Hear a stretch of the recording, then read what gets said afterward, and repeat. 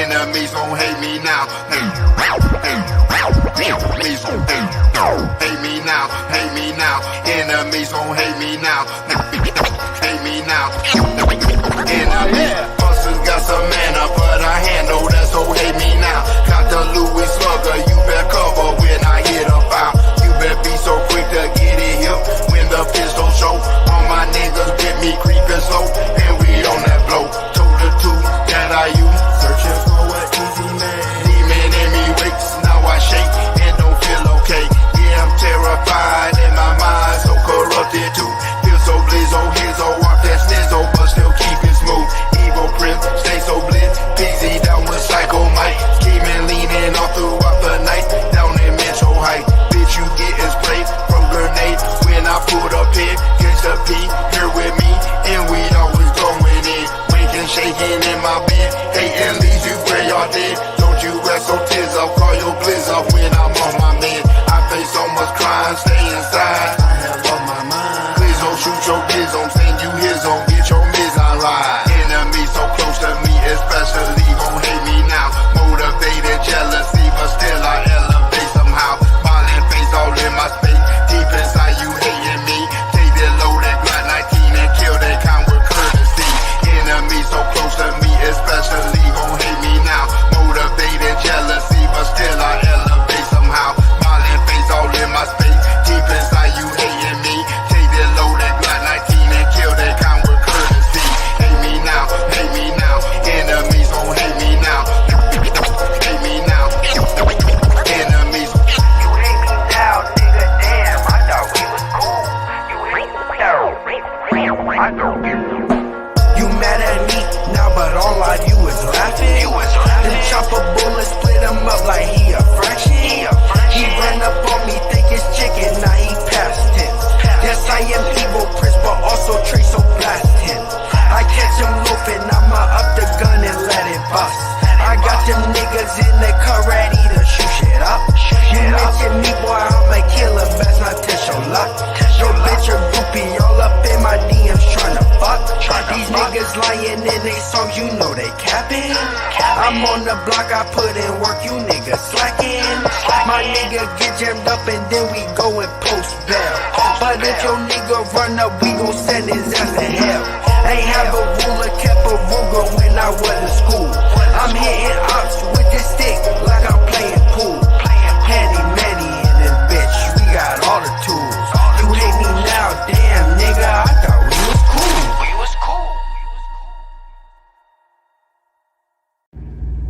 Peace, peace, peace. What's going on? What's happening? Hey, we in the Thought Box, man. Hey, and if you rock out with MD's Thought Box, check me out every Tuesdays and Wednesdays over at the Straight Talk Society with Trevor. I'm over there every Tuesdays and Wednesdays. Tuesday, 6:30. We got TFP, Tape Fist Politics, y'all, where we talking about the latest in the news and what's happening in politics right now. With my homeboy, Vance, producer extraordinaire, Ricardo, and Mike. I'm over there Tuesday, 6:30. Then you got Wednesday, Wrestling with Reality, 6:05 on TBS, the Superstation. I mean, Straight Talk Society, Trev, myself, Vancat, and a host of others. We over there rocking out, talking about what's going on in wrestling right now. We talking about the pay-per-views. We bringing the nostalgia to you. Everything wrestling, we over there talking about it. Wednesdays, 6:05. Check me out over there, the family-friendly version now. MD, Straight Talk Society. Boom.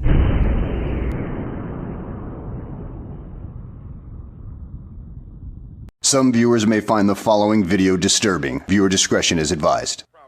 At the very same time that America refused to give the Negro any land,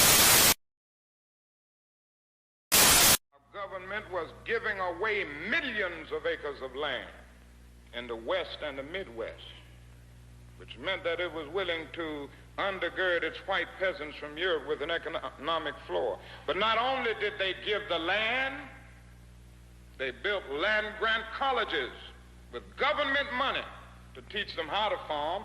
Not only that, they provided county agents to further their expertise in farming. Not only that, they provided low interest rates in order that they could mechanize their farms.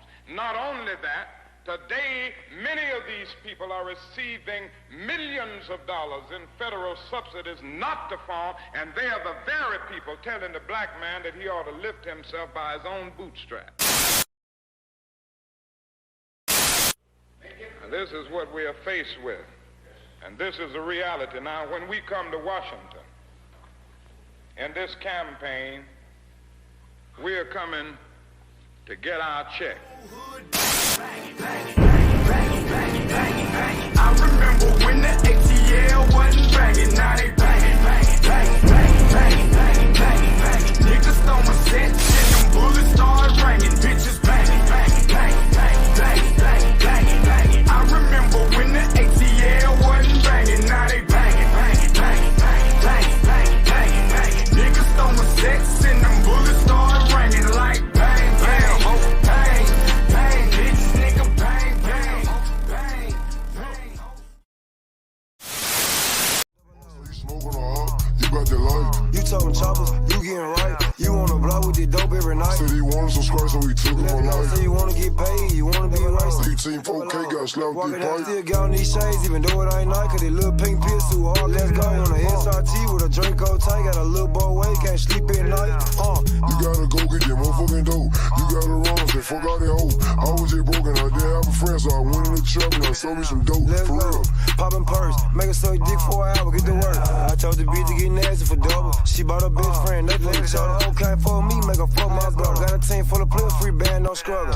Big 4K down to the door. Might get in there more, go dig with shovel. Break out the chopstick, hit on wherever. Broad daylight, bitch, I'ma get on wherever. Let's go, double O walk on this bitch, but I like to talk on this bitch. Hold on. Purpose said walk on this bitch, the purpose said talk on this bitch. Hold on. I just be geeking out drugs, taking all kinds of shit. Bitch wanna fuck, she fine, and she all kind of bitch. Running through the design, don't care about shit. The world one time, though. Major little man got shot, he slapped little boy, you a bitch. 15 ball, one plate on me. 15 Peace. What's going on? What's happening? Hey, I'm coming to you live from Milwaukee, Wisconsin, Republican National Convention. Final night.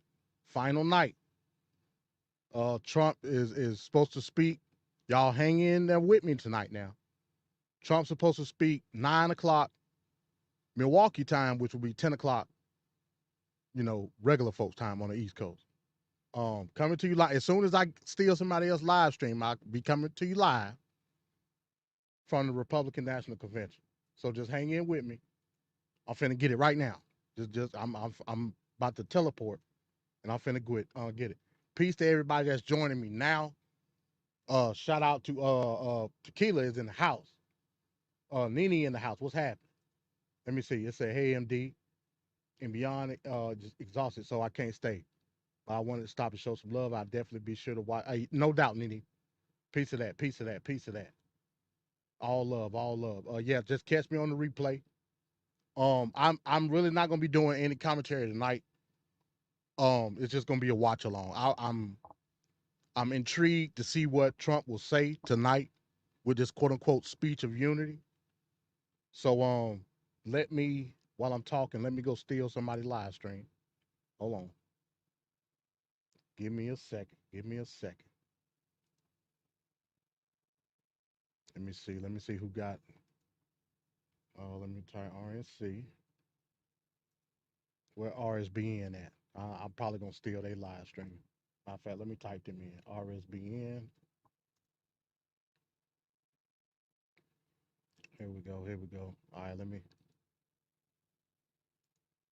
go steal their live stream real quick.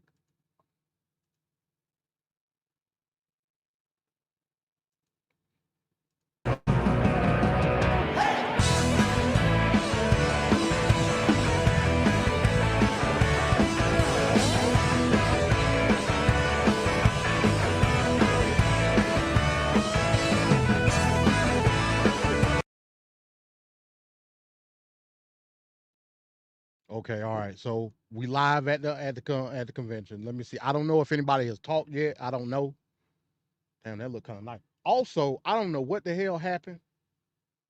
Some type of way, I used a whole lot of data last night when I uploaded my video. I didn't think it was gonna take that much.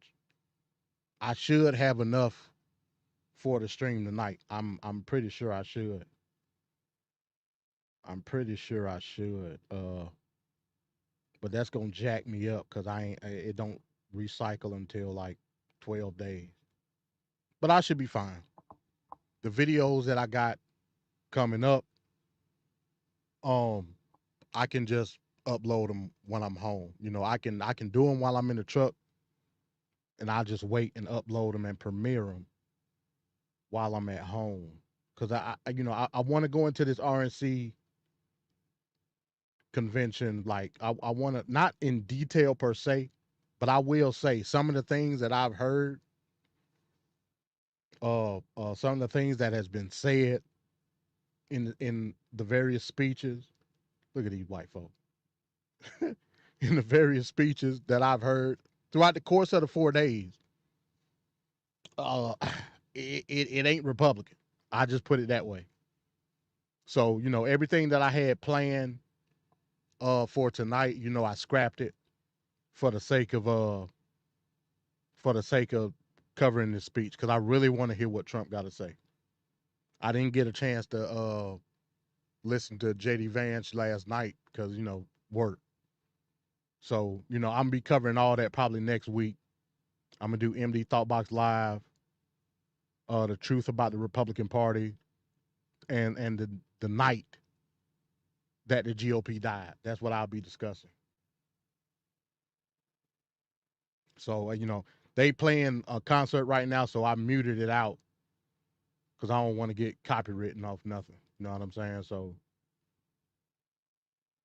I'm gonna just let them rock out. And plus, I gotta eat, so I'm probably gonna mute out. Damn, I don't know what. Let me see if they got a schedule. Let me see if they got a schedule of the speakers tonight. Let me see. They got a schedule. The only people I know that's supposed to be speaking, I know Hogan speaking, Dana White, of course, Trump. I don't know really nobody else that's speaking tonight. Let me see if they got a speaker list out.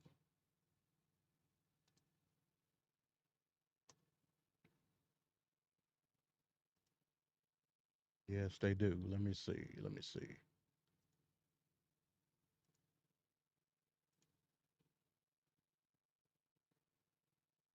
Uh, in addition to appearances, so Don Jr. gonna speak tonight. I thought he spoke last night. Greg Abbott's supposed to speak. I thought he spoke last night too. Oh, this is old. That's no. Wait a minute. No, yeah, this is updated one. In the speech. Let me see. Here's the list. Okay.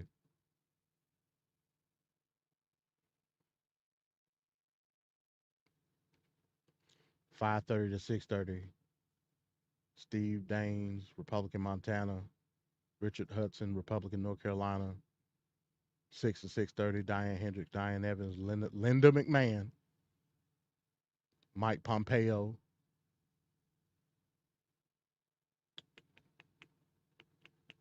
Alina Habba speaking at 7 o'clock. Tucker Carlson. Hulk Hogan speak between 7:30 and 8.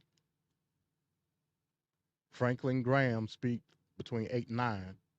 Then Eric Trump, Dana White, and then last but not least, Dirty Donald.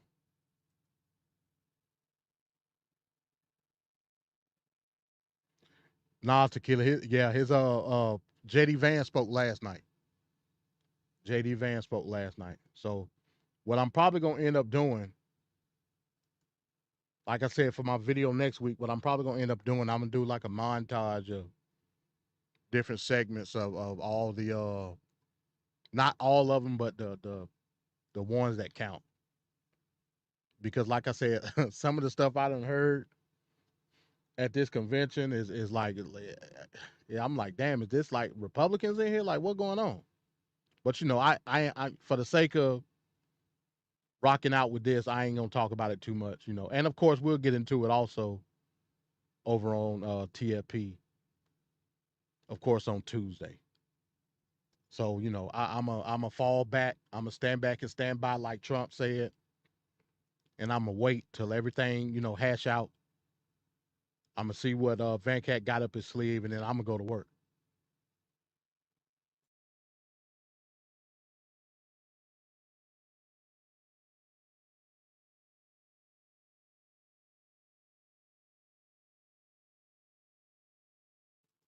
I am going to go to work after Tuesday. I mean, I'll probably have the video done before Tuesday, but like I said, I'm not going to upload it or I'm not going to premiere it till Thursday, as always.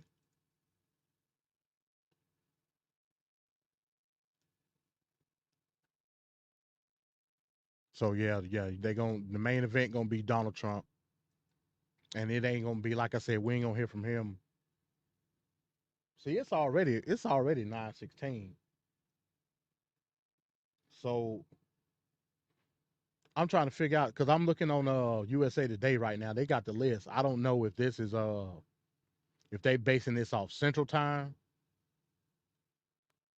or is it Eastern. It don't say in the article. Yeah, it say all times are in Central Time. So yeah. So hell, we might not hear from Trump till like 11 o'clock. I'm gonna just keep it a buck. I'm gonna just keep it a whole buck. So, of course, as all, hey, peace, Jesse. What's up? What's happening? Yeah, we live from Milwaukee right now. I got it on mute because they jumping up and dancing and singing. You know what I'm saying? So I don't want to get copyright. I don't know what song this is. I don't know who that person is. But they crunk at the RNC right now. They get into it. They get into it.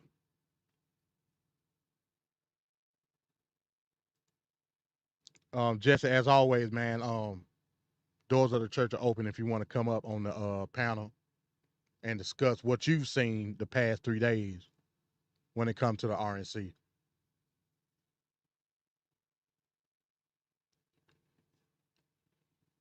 Like I said, I'm gonna hold back.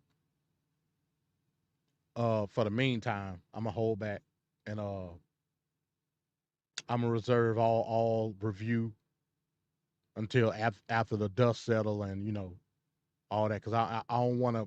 Well, it ain't that I don't want to put out false information because ain't none of it false.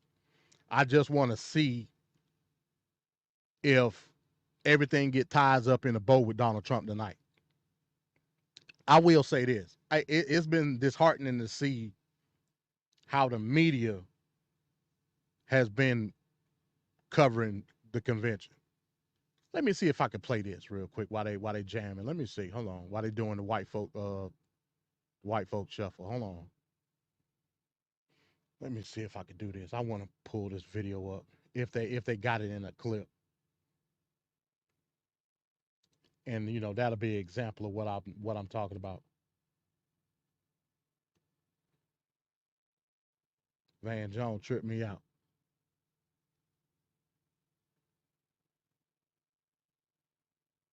And the hell with a copyright. Fair use. Let me pull this up. Let me stop this. Yeah, that's what's up, Jesse. That's what's up. I'm gonna stop that. Let me play this. I want to play this video of Van Jones real quick. Y'all tell me what y'all think. Jake makes the point about conversations people have had with family members that we've all had with family members. And that's what this may boil down to, conversations with Biden family members. And from all the reporting, it seems that his world has shrunk, Anderson, to his family and a couple of close advisors. And someone has to recognize the reality of the situation. There was a memo circulating today among the congressional leadership done by a PAC for the Senate and House, PACs for the Senate and House. And in it, it said that 18% of people now say they believe the president is fit to serve. 18%, including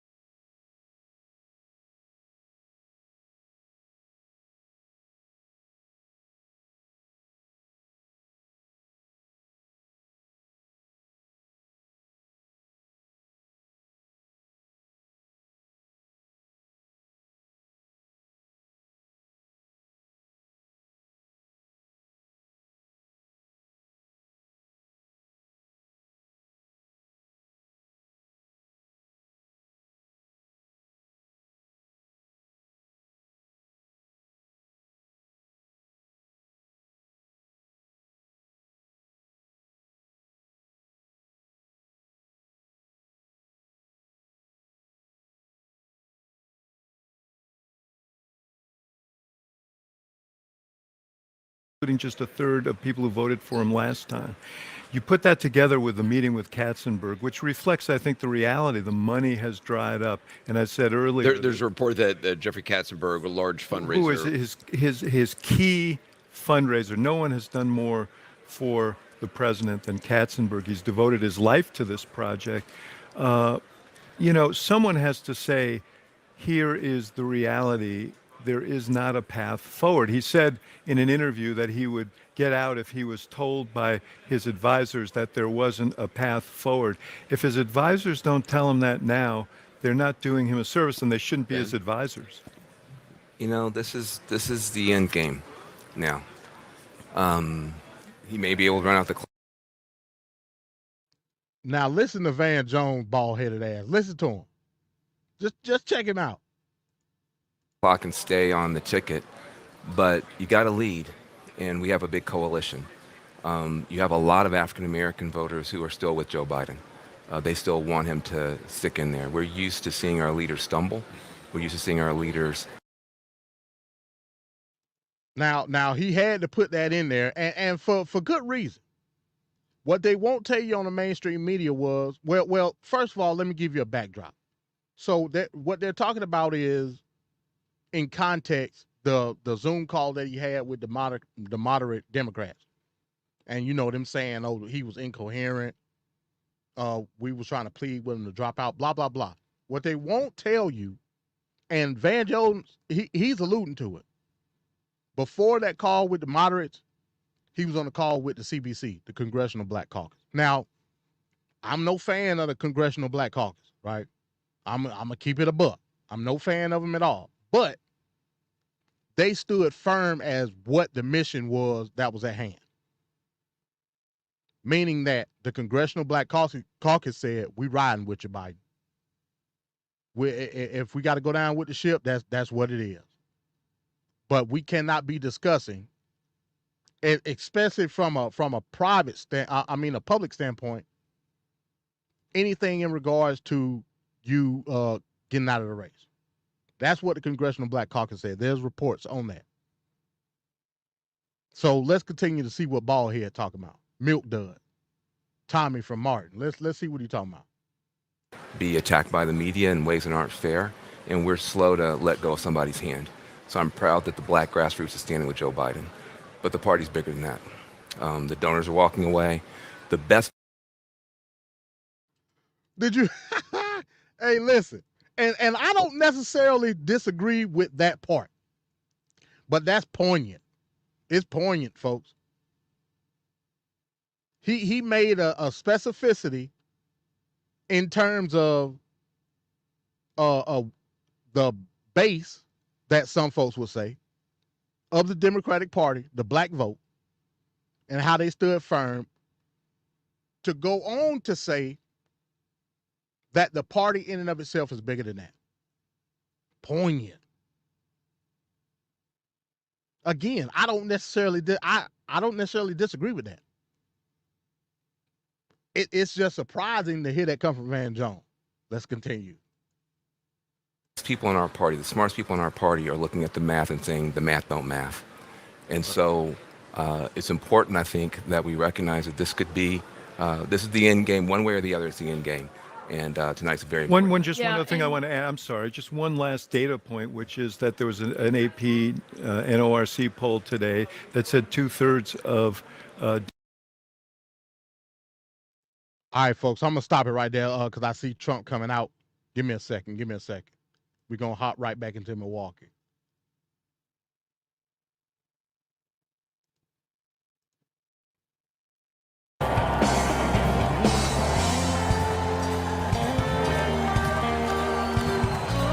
About to get started. Trump is a soul man. With panty line on his end and everything. A soul man. Da-da-da-da-da-da-da. Do the Trump dance.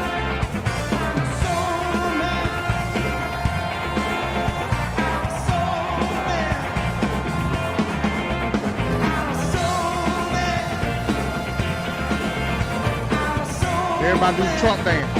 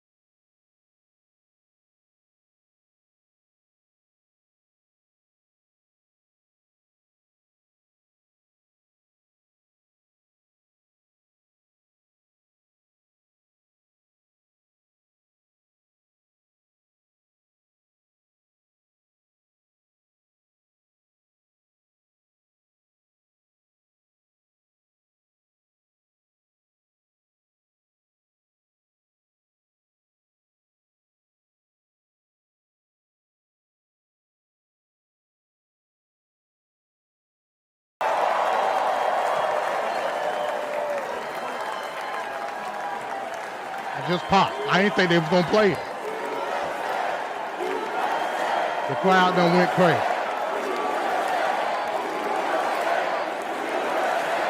Jesse, you stupid. You ain't just get hyped for real American, bro. You had to be hyped for real American. That's the hoax. I didn't think they was gonna play it. I didn't think they was gonna play it at all. Well, let me tell you something, brother. You know something? When I came here tonight, there was so much energy in this room. I felt maybe I was in Madison Square Garden getting ready to win another world title. Or maybe I thought. And he cutting the promo. The vibe was so intense. The energy was so crazy. It felt like maybe I was going to press that no good stinky giant over my head and slam him through the mat, brother. But what I found out was I was in a room full of real Americans, brother. And at the end of the day, with our leader up there, my hero, that gladiator, we're gonna bring America back together. Hogan One said real Trump American is his hero. at a time, brother. He cut the promo. Jesse said, I'm a real You know FBA. something? I've seen some great tag teams in my time. Hulk Hogan and, ooh, yeah, the Macho Man Randy Savage. But you know something? I see the greatest tag team of my life standing upon us, getting ready to straighten this country out for all the real Americans. And it's a connection while he's here at the RNC. And you know, even though you guys the are real obvious Americans, connection would be Trump, but there's also another connection. Because I'm when gonna go into Donald that in my video J. too. Trump becomes the president of the United States, Give me a second, Chad. all the real Americans are going to be nicknamed Trumpites because all the Trumpites are going to be running wild for 4 years. So with the power of Donald J. Trump and all the Trumpites running wild, America is going to get back on track. And like Donald J. Trump said, America is going to be great again.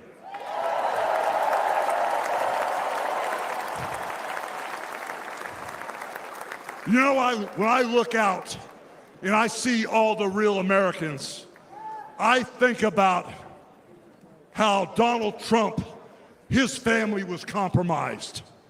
When I look out there and I see Donald Trump, I think about how his business was compromised.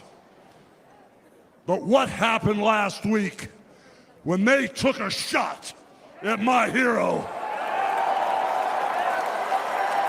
and they tried to kill the next president of the United States? Enough was enough. And I said, let Trumpomania run wild, brother.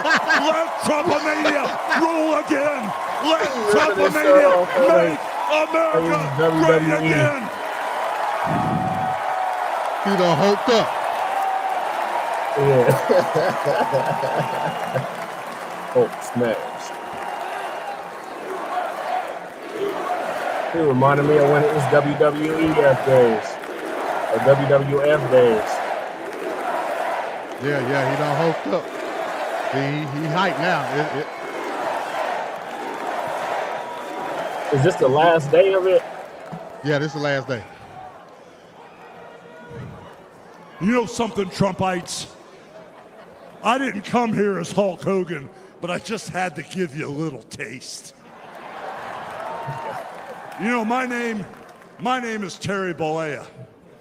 And as an entertainer, I love you too. And as an entertainer, I tried to stay out of politics. But after everything that's happened to our country over the past 4 years, and everything that happened last weekend, I can no longer stay silent. You can't do it. I'm here tonight because I want the world to know that Donald Trump is a real American hero. And I'm proud to support my hero as the next president of this United States.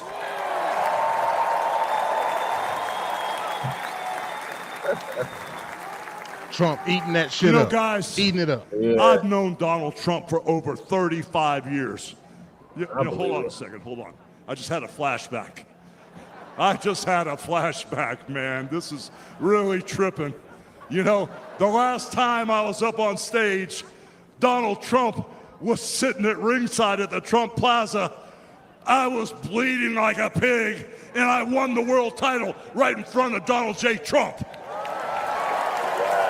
And you know something? He's gonna win in November, and we're all gonna be champions again when he wins.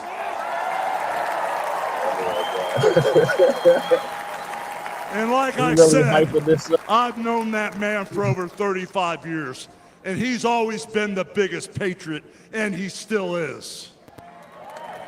He's always told you exactly what he thought, and he still does, Yeah, I agree brother. with him on that. And no matter the odds, he always finds a way to win. And when he's back in our White House, America is going to start winning again. Okay. Obviously, white America. We ain't talking about black America.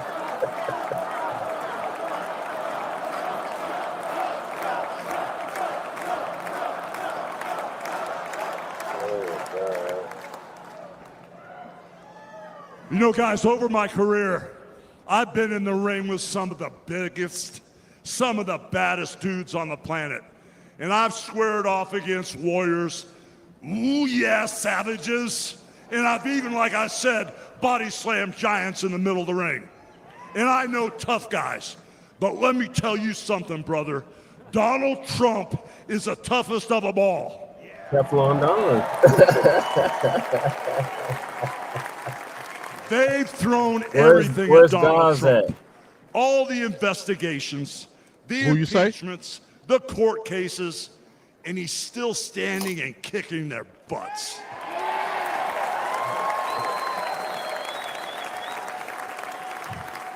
You know, we never had it better than the Trump years. Back then, we had a thriving economy. We had strong borders. We had safe streets. We had peace All and that shit is respect a around lie. the world. All But of then we lost it all in a blink of an eye. Crime is out of control. The border is out of control. Been out of The control. price of food and gas and housing is out of control. And the only person who can clean this up is Donald Trump. They letting him speak for this long? Yeah. God damn. You know, guys, I really, really love this country. Peace to And I've Apex, lived the Gideon Prime, American Truth dream. And I Chaser. want my kids, your kids, and all those little Hey, what teeny up, Gideon hulkamaniacs Prime? out there to live the American dream too. Apex, what you think about Hogan? This November, guys, we can save Nah, the we're talking American Apex. dream for everyone. Oh. And Donald Trump is the president who will get the job done. So Shout all out to you Apex, Gideon criminals, Prime, what's happening? all you lowlifes, Yeah. all you scumbags, all you Nothing drug much, man. We dealers, just in here and getting all you hyped up by crooked Hulk Hogan, man. politicians What you- need to answer one question, brother. Yo, the Hulkster, man. What Yeah, they you got the gonna Hulkster do up there. when Donald you Trump gonna do? and all the Trumpomaniacs run wild on you, brother? Oh, my God. God bless you. And Hulkamaniacs. thank you. Hulkamaniacs. What you gonna do? Oh, he still got the guys on. Yeah, he still got the panty line on his ear. Yo, man. Ladies and gentlemen, please welcome the president and CEO of the Billy Graham Evangelistic Association. Oh, Franklin Graham. And president of Samaritan's Oh, my Purse, God. the Reverend Franklin Graham. Just for Oh, you, Apex, man. just for you.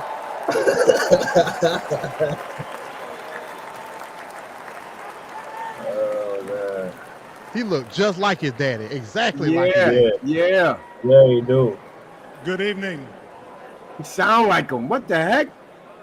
Right. I've got the hardest job tonight. I have to follow Hulk Hogan. Yeah. But I That's the stand hard here act to follow. tonight as a private citizen who loves this country. I've been asked to say a few words and then to pray, and we're going to do that. Last Saturday in Butler, Pennsylvania, President Trump had a near-death experience. No question. But God spared his life.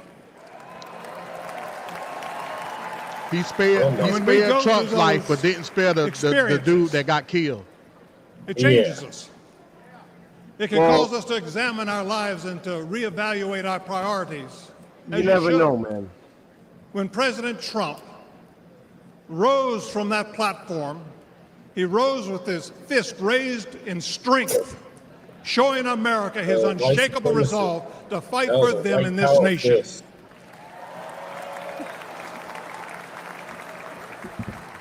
Y'all can hear me good, right? I cannot explain why God would save one life and allow another one to be taken. I don't have the answer for that.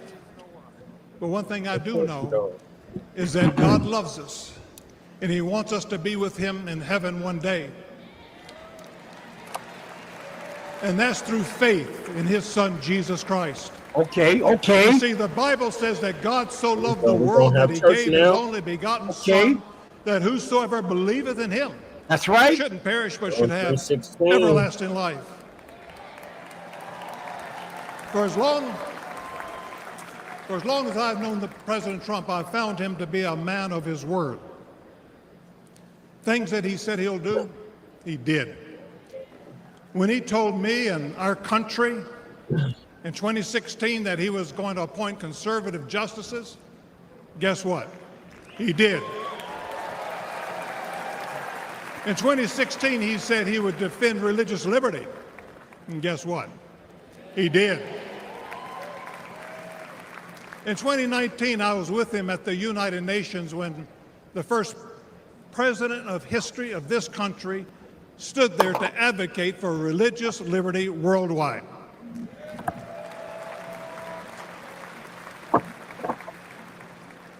When American citizen and Pastor Andrew Brunson was being held in a Turkish jail on false accusations, President Trump demanded that he be released. And he applied economic pressure and sanctions until they did that. I'm grateful and thankful for what he did as a 45th president of the United States. And I know that as the 47th president, he will keep his word to the American people to make America great once again.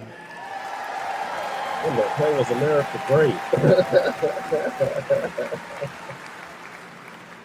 It's an honor for me to be asked to pray for Donald Trump this evening. And so what I'd like to do, I'd like us to pray, but I'd like us all to stand as we call upon the name of the God of heaven.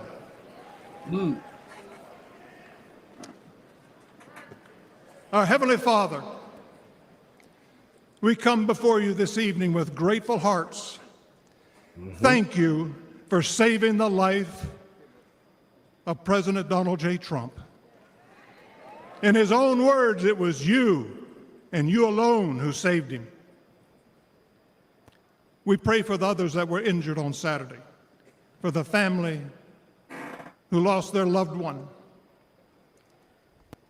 Put your loving arms around them. Comfort them, and may they sense your presence. We stand before you tonight. We say thank you for the provisions you have given to the United States of America.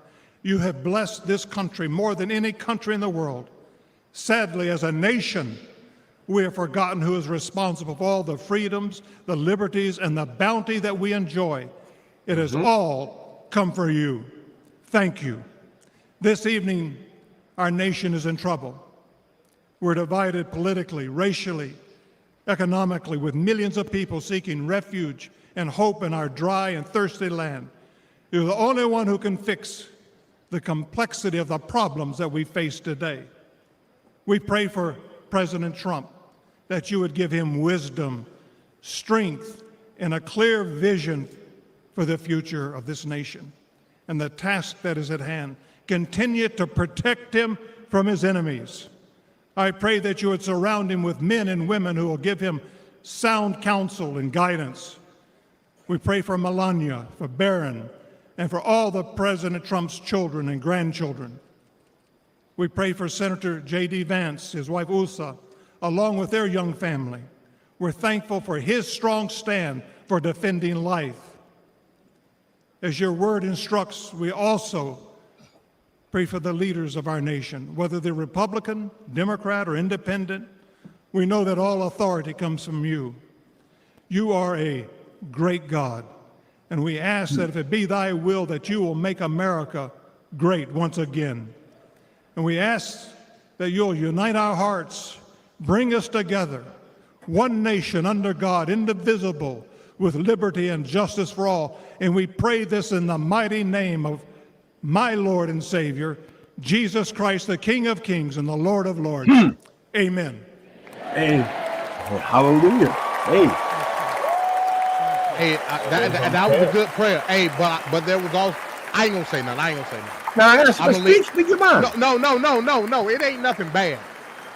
In regards Ladies to him, and gentlemen, please welcome businessman and executive vice president of the Trump Organization, Eric Talk about Trump. who? he talked about the migrants. Yeah. So, like I said, I'm gonna leave it until I do my video. I'm gonna leave it until Got I you. do. I'm gonna cut this down just a little bit. Oh, is that Eric? Yeah, that's old Eric.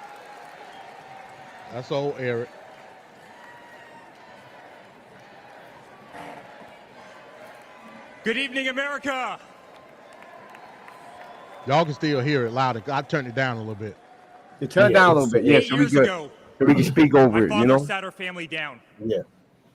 He spoke of a nation in decline, of dreams slipping away, of a future endangered by failed leadership and broken promises. It was in that moment I knew my father had made a decision that would forever change our lives. We realized he had chosen to step into the arena, to fight for the soul of America.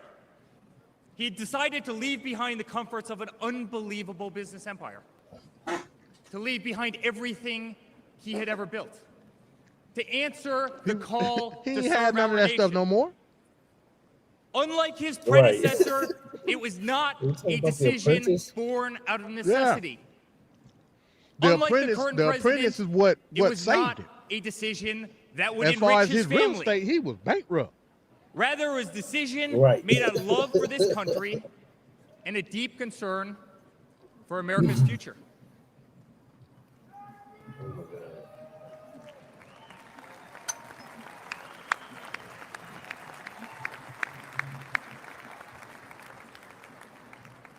My father was clear it would not be easy, that there would be a huge price to pay, and that the attacks would be vicious. Looking back, that was an understatement. The made-up Russia hoax, the sham impeachments, the efforts to destroy an unbelievable company, a company that I run today, the efforts to cancel us, to silence him, to gag his free speech, and to drag him through every radical left courthouse in America, to take his life. Yet through it all, he's shown unwavering courage and determination, not just in public, but in every private conversation with me and our family.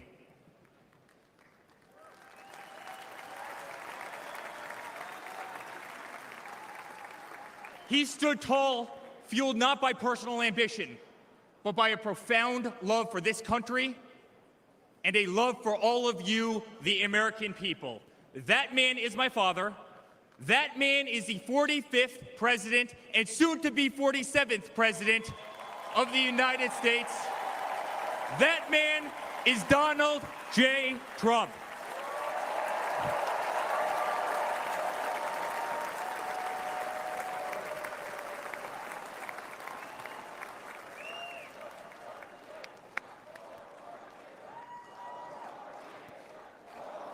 Another white power fist.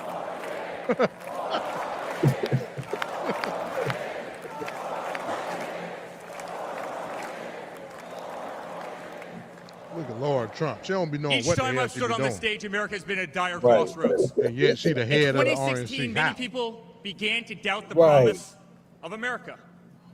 Our economy was struggling. Jobs were scarce. Our standing on the world stage was weak at best.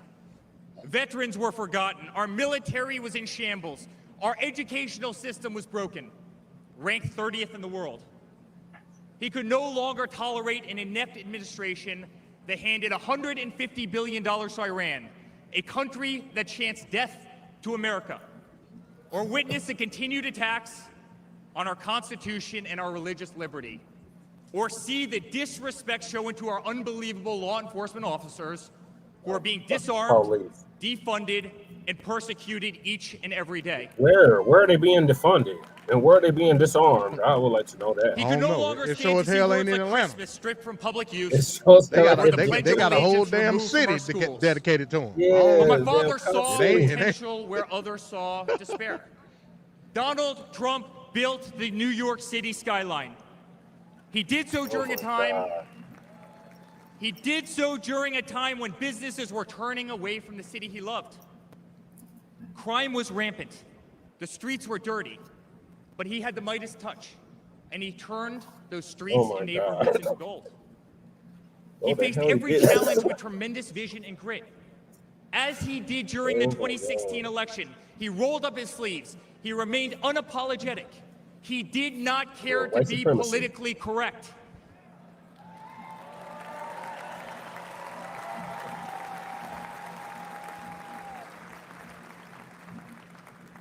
He restored hope. He restored a voice to millions of Americans who had been ignored. He restored the American dream. Under my father's leadership, Never the been a economy dream for climbed to us. record It's always heights. been a nightmare. Jobs were created at an unthinkable pace. Unemployment reached historic lows across all demographics. Wage growth soared. He cut taxes for hardworking families and businesses. He slashed regulations. We saw the greatest 401k increase in American history.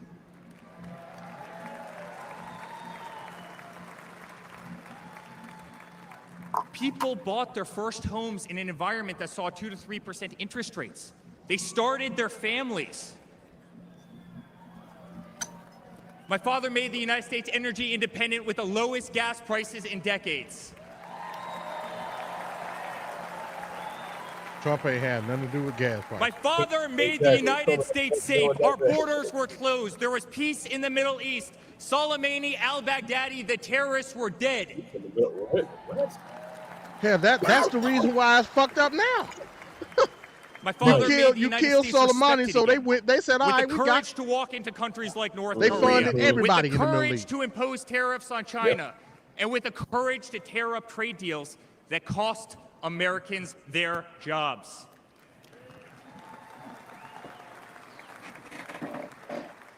He brought manufacturing back to America. Small businesses flourished. He did what he promised. He put America first.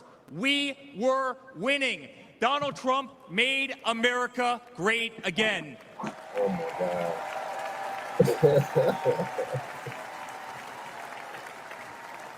Hey, that's right, Tequila. Fact checker. Why would this he is the also same old created stuff a they say over and over again? A I'll never movement hear that no type of threatened- stats threatened the nowhere. special interests in the political elites. Nowhere. No A stats. movement that cast a bright light on the institutions weaponized against the American people. You see it in our schools. God bless the moms who fought back.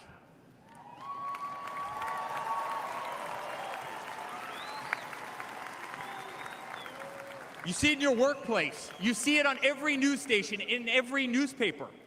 You see it in the military. The most iconic military installations on planet Earth are stripped of their identity and renamed. Fort Bragg, Benning, Fort Hood. You see it in Hollywood. You see it in our two-tier judicial system.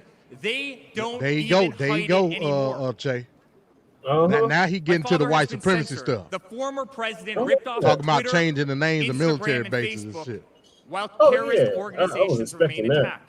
intact. My father has been persecuted, targeted Lord, by here we far-left go. Democrats, Uh-oh, funded get by rid of the special interest IRX. Oh, I want to hear that. judges. My father has Nah, been that's an pulled ad. off the ballots of You know, states, this radical RSBN, that's an justices ad. attempting to defy the will of millions of Americans who adore who he is and what he stands for. My father even became the target of an assassin who almost killed America's single greatest hope for our future. My God. The swamp is terrified Jesse, the Great of White this Hope. incredible movement. They're terrified of it. They're Right. terrified of you and the tens That's of exactly millions what. of people watching us on TV right now. They've tried everything to keep him from you, everything, to destroy his legacy, to destroy his family. They have failed, and they will not win. Democrats have tried that shit. Oh, there go a black lady. She was pretty too. There's always one. I love my Florida delegation right here. Oh my God.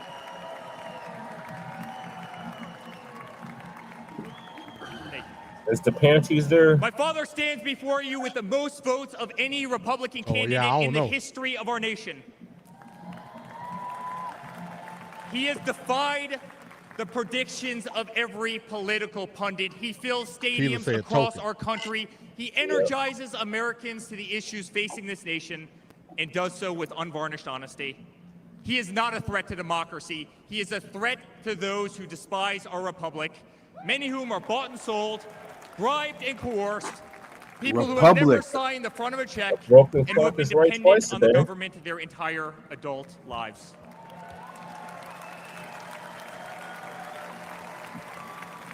They put a whole bunch of lies out there and then they'll sprinkle in some truth. Today, as it was in 2016, America's at that crossroads again. Energy prices are soaring. Interest rates are crippling. Everything is unaffordable. The U.S. dollar has been diminished. Inflation has made it impossible for Americans to live, to save for their future. Our infrastructure is crumbling. Our border is out of control. Millions are dead and displaced in Russia and Ukraine, a war that has no end and a war that we are funding. The Middle East has become a hornet's nest. Our greatest ally, Israel, totally under siege. Fentanyl is killing our youth and destroying families, while the current administration stands idly by, hoping their inaction will import illegal votes. Crime terrorizes our cities and our suburbs as far-left policies handcuff police. Male athletes, guys my height, 6'5", are swimming in women's sports. Destroying the dreams of young girls who have trained every minute of their lives. We no longer trust our elections. We no longer trust our judicial system. And we no longer believe that our government is working in our best interest. Well, welcome to being black in America. We've been saying that for how long, MD? Man, I can't call it. In spite of where we are today as Let's a see if nation, he I'd says like to something about speak to black every folks. Let's American. see. To the homeless veteran, sleeping under a bridge, as illegal immigrants are housed in the most expensive hotels in New York. Huh? I'm sorry. We know it's wrong, and we will fix it. Oh my God, stop it.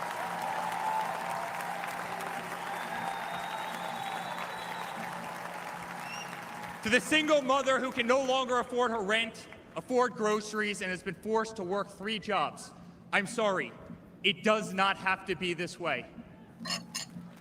To the parents who lost a son or daughter to fentanyl, including the incredible woman that spoke the other night, while an administration does absolutely nothing.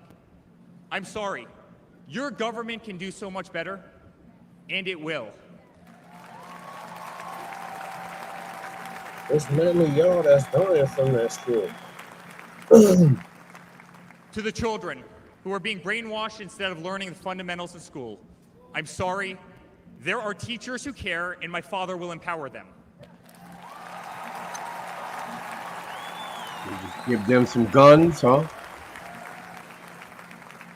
To the law enforcement officers, our brave Border Patrol, Hey, Secret you said Service give 'em agents who guns. work every single day to protect our communities, knowing damn well that the system will throw you under the bus. White I'm supremacist law sorry. enforcement? We will stand behind you. That's the only thing you enforcing.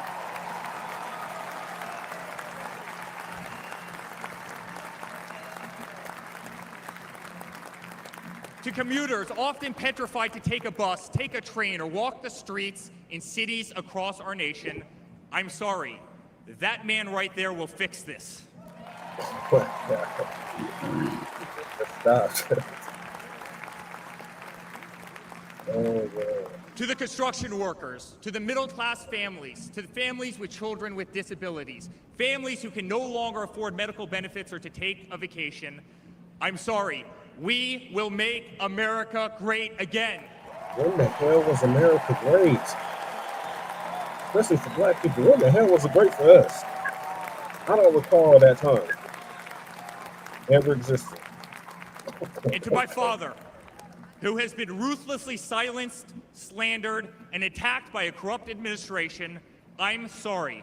We know, and America knows, that they're not just after you, they're after all of us, and you just happen to be standing in their way.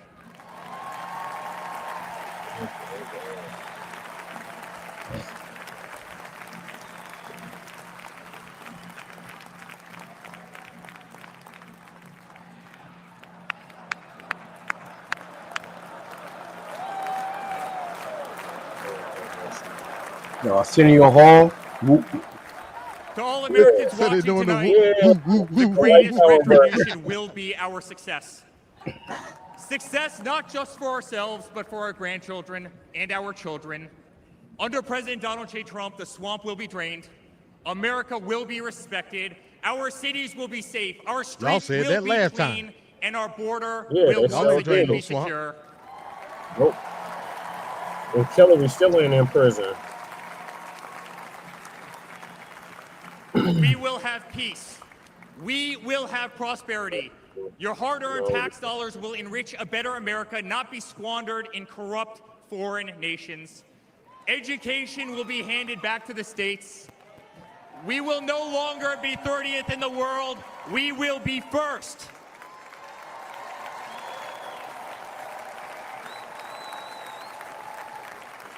I don't believe it when I see it. I don't see it.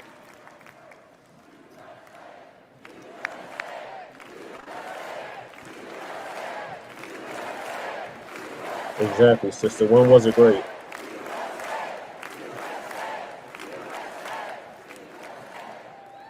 Our children will understand family. Our children will have values, and our children will love God. White supremacy guy, baby white Jesus. Christian nationalism. There you go, right there. You got a little sprinkle of it. Our country will big time. prioritize free speech, respect freedom of religion, and honor our Constitution. He just contradicted himself. He just did. First he said our children go respect God, then he turned around and say freedom of religion. I've never been more proud of a person in my life. How does that make sense? They all over A the man place. who has They all over defied the place. all odds more than once. A man who believed in the promise of America when others turned away. A man who saw a nation in need of a champion and answered that call with unwavering determination and courage. A man who survived a bullet that was intended to eliminate him permanently from our future on the and bottom from of the our screen. family. Never have I been more proud to be a Trump. Oh my God. Now you're proud to be a Trump. Oh my God. Never have I been more proud to stand by my father's Sure side. has. I remain incredibly honored to be part of this journey, a journey with all of you. A journey to save the greatest country on earth. A journey with the most incredible people I have ever met. And who built this amazing Dad. country? 5 days ago, Laura, Luke, Carolina, and I held our breath as we saw blood pour across your face. By the grace of God, divine intervention, and your guardian angels above, you survived.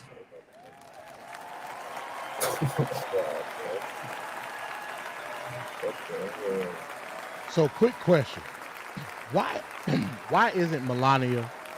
This the last night, and Trump's supposed to be speaking. Where the hell is Melania at? Oh, his wife? Yeah. Yeah.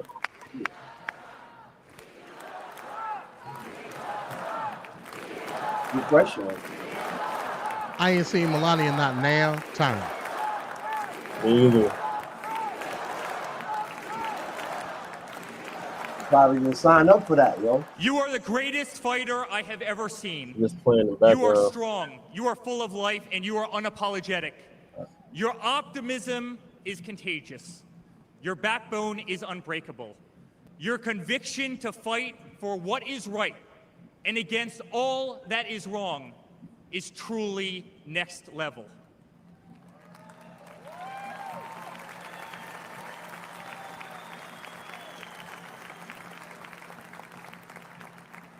The whole world saw your strength as you stood up. You wiped the blood off your face, and you put your fist in the air in a moment that will be remembered as one of the most courageous acts in the history of American politics. You shouted, "Fight! Fight!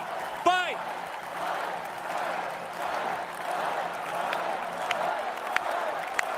Fight, white supremacy. Fight, fight, fight. 'Cause that's what they're fighting for. They ain't fighting India. Come on, fight, guys, fight. I'm honored to be your son. I'm honored to speak to our great nation tonight. You are a true leader. You epitomize strength. Our country loves you. Our country appreciates you. Our country misses you. And on November 5th, our country will re-elect you as the 47th President of the United States of America. Nate, with a triple K. Good night, Milwaukee. God bless you all. Those goddamn Americans.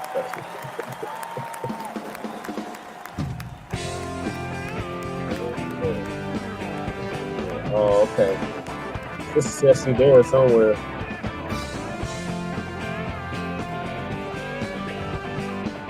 Hand in hand across the nation, living in America. Oh, we got a black representation, I guess.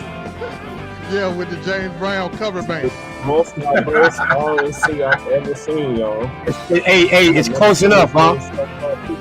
Yeah, it's close enough.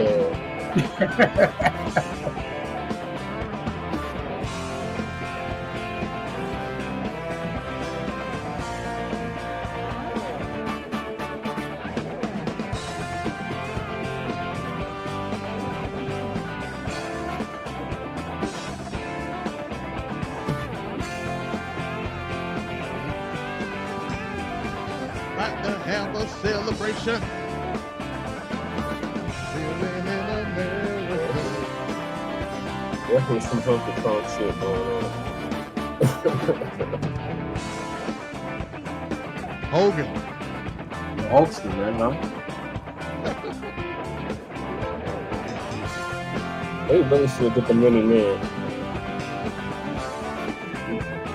Remember they said they was going to do that. Yeah, where's 50 Cent at? Right. Yeah, 50 Cent's supposed to be coming out many, man. Are you serious? Yes. Yes. That's what I saw the fan made video. Oh, with the Get Rich or Die Trying album cover with Trump face on it. Yeah. Yeah. Practice going walk.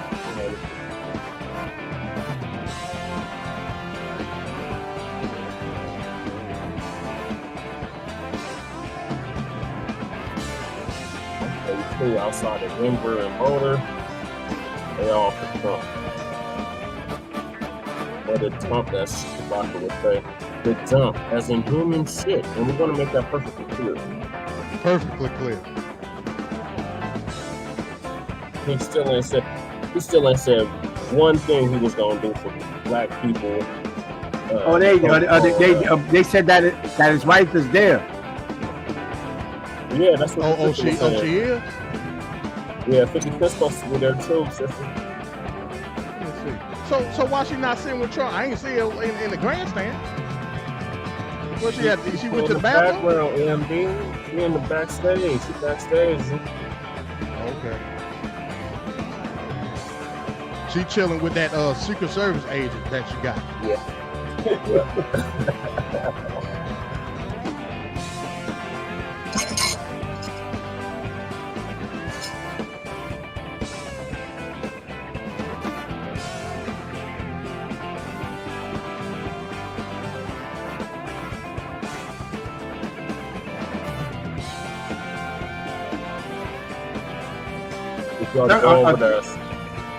Turn it down a little bit. Huh? Can you turn it down a little bit? It's cool. Yeah, give us. What's the matter, Apex? You don't like James Brown? Nah. It's just that it's like it's drowning out. You know what I mean? Oh, okay. Yeah, it was pretty loud. I turned it down some earlier. I don't know. I did it. What the hell was this? They doing something.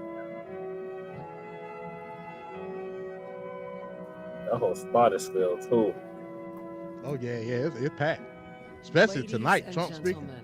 The next First Lady of the United States. Oh, there she go. Mrs. Melania. Oh, she was getting ready. She was getting ready to speak. She wasn't on the list. Wow. Melania. Y'all conjured it up. Finally, I ain't seen her all year. Y'all conjured up Melania. MD, you done conjured up Melania. Yeah, I did.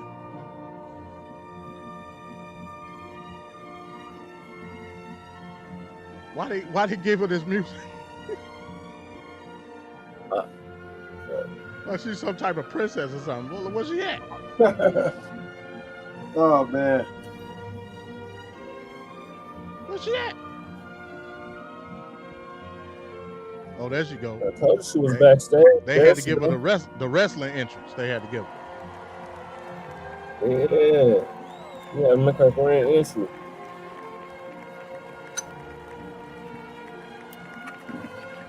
Shoot, y'all wouldn't mind having a wife looking like that when I'm 76. I don't know how old Melania is. I think Melania in her 60s. I think. I could be wrong. She's in her late 50s, early 60s. I think. I think 50s. But yeah, she up there.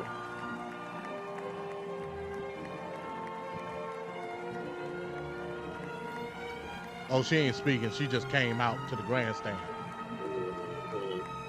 Why she had to get her own separate entry? I ain't never seen that done. I ain't never seen that done before. Usually they come out with the husband. Right. She got her own entry. How old is she, yo? I think she in her late 50s, early 60s. Yeah. Melania Trump. She didn't acknowledge Donald Trump or nothing. She just walked out and. Now they didn't show it. This is a story is uniquely American. That was weird. Freedoms we all cherish. A story of a life dedicated to dreaming big. A story about giving back to the Dirty people Donald in his beloved city. But most of all, this is a story about putting his country first. And it's a story best told in pictures. That's called nationalism. Young and confident. Put your country first. That's nationalism. Think big. That's exactly what it is. Even bigger. And he left his mark on the New York skyline that greeted visitors from around the world. Oh man. Celebrities and sports stars wanted to be seen with. Oh, look, there's Ali. There's Michael Jackson. Yep. And that was Ed Koch won the Apex. Yeah. Just one example. Saving the woman's skating rink. When was Ed Koch mayor, Giddy? In the 80s, man. In the 80s. Yeah. That was before People's Court, right? Yeah.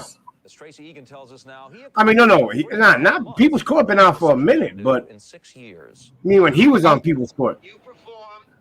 Oh, he was. There was no denying that Donald Trump was Yo, the toast shit. of the town. Look at Al Sharpton. Hey, they knew what they were doing. They knew what they were doing when they put that picture. Yeah, They the knew black exactly what they were bourgeois, the black bourgeoisie, huh? Because I really am tired of seeing what's happening. You see punk ass Reagan? How we're really making other people live like kings and we're not. You said though that if you did run for president, you believe you'd win. Well, I don't know. I think I would. I wouldn't go into. He was a Democrat at that time, though. And if I did decide to do it, I think I'd be inclined. I would say that I would have a hell of a chance of winning because I think people. I don't know how your audience feels, but I think people are tired of seeing the United States ripped off. But who would ever run for president and leave such a glamorous life? He was a Democrat at that time. Best-selling books, widely he was in Home Alone. But for Donald J. Trump, and then goddamn was even stronger. The mission more important. The number of Americans being left behind. And I remember how he did Omarosa. And so, in Donald Trump fashion, there it is, going down the golden escalator. That's what started it all. He did. That golden escalator, yeah. Oh my God, when was it ever great? Like the sister asked in the chat. I guess when they was the arms race and Jim Crow, under Jim Crow, it was great for them. Horrible for us. But it's been horrible since day one. So. Of your convictions. First up, the Trump tax cuts. Largest in America's history. And it led for the corporations, it was the largest in American history. Right. I'm like, did you benefit off of that? Hell no. Well, if the corporations get a tax cut, then they come back and then, they open up stores and they jumpstart the economy, right? Trickle down economics is what you're talking about. Trickle down, that's right. Reagan. Yeah, it's Reagan. That's Reagan. You're right. ISIS, another terrorist deterred. Look at the wall. Hey, get it up. I got a wall. I got a door at my house. Leading to $250,000 Don't y'all? I live in an apartment building, so no. But if I had a house, yeah. And ISIS now here. President Trump promised he'd keep America out of endless wars. Welcome words to the families of our young men and women who serve. And another promise kept. Yeah, no wars. By strengthening our military. It depends on how you define war. Because under Trump, drone strikes increased over 400% than any other. It depends on how you define war. Because that's what no soldiers. If you mean no soldiers, yeah. Yeah, no soldiers. Well, no soldiers died up on the bike. Except for the ones that died in that strike. The ones that died in Nigeria. In Hezbollah. Look at them tripping up the stairs. Who trips up the stairs? Then invaded Ukraine. Hamas saw it. I remember started a war in the Middle East. Who funded Hamas though? Iran. Why did Iran fund Hamas? Because Trump killed Soleimani. Mm-hmm. So did. They just be lying. Mm-hmm. He believes so that was gonna happen if Trump was in there or Biden was in there. It was still gonna happen. For our possibilities. Yeah. Either way. So committed to fighting to once again make our country great. That there is nothing that is going to stop him. Look at that bullshit. Look at that picture. There you go the shot. Look at that picture. Senator Palpatine.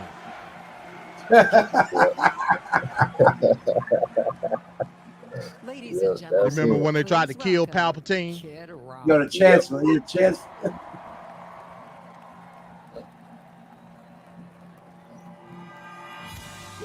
There we go. Oh, I know this ain't Kid Rock. Yeah, let's kill racist ass Rock. Yep. Another culture vulture. No, because you represent something different. Is this American Badass? Yeah. Yeah, it is. So. Yeah. I am.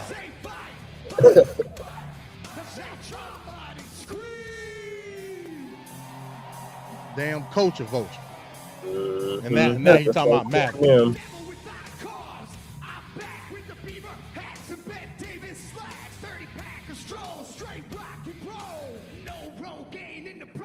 I wonder where you got rock and roll from. Yeah. This the only rapper you gonna get. Ain't 50 Cent ain't coming out. You gonna get Kid Rock. Well, hey, that Amber Rose the other day. She ain't even a rapper though. That's good. Yeah, I don't know why they was announcing her as a rapper. I'm like, what the hell song Amber Rose? I ain't never heard no Amber Rose rap. All I know is that what she done did is stuck her thumb up Kanye ass. That's all I know. Like I said, she just got ran through by a bunch of them. Got a couple babies born. Oh my God.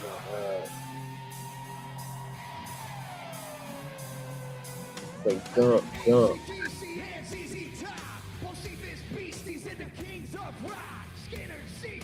Please, rock, not you. Nowhere close.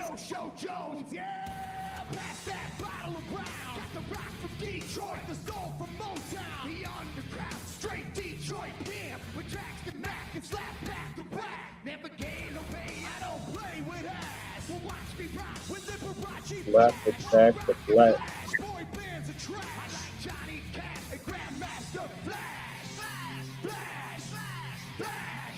I'm not surprised he's still alive. Like he started like he was dead. Now imagine if 50 Cent came out singing Many Men right after this.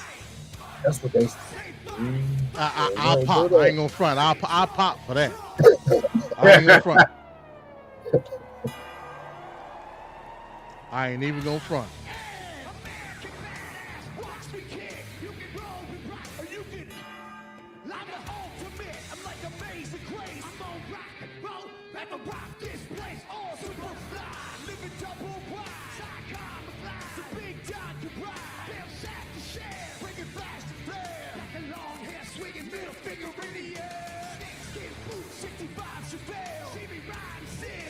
Is 50 Cent supporting the whole Trump thing or not? No, so I heard something on Twitter saying that they was trying to get him to come, but I didn't never hear nothing saying that he rejected or accepted that. So I don't know. But I think they were trying to get him to come though. Yeah. Because everybody had that made the memes. You know what I'm saying? Yeah. Trump probably don't even know shit about no song from 50 Cent. But he was like, I guess they were like, look, they making these memes talk about 50 Cent getting shot 9 times. Yeah, Teflon Don and all that.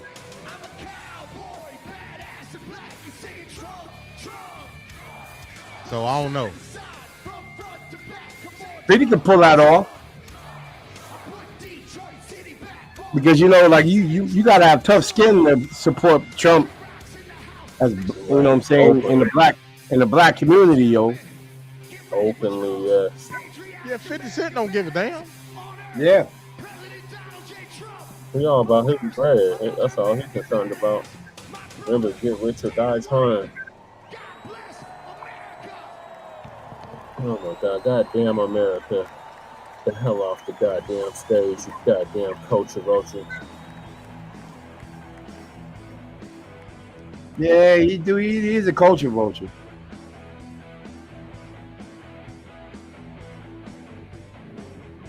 But so you don't like America? I know it's corrupt as hell. With a triple K. It's mad corrupt. It's corrupt. You know what I'm saying? Yeah. But Hey, is there? speaking of culture vulture, anybody heard the new Eminem Oh EP? hell no. Hell no. Nah, I mean people dudes at my job saying it's mad. One is mad antichrist, but they were saying that was the best he flowed in years.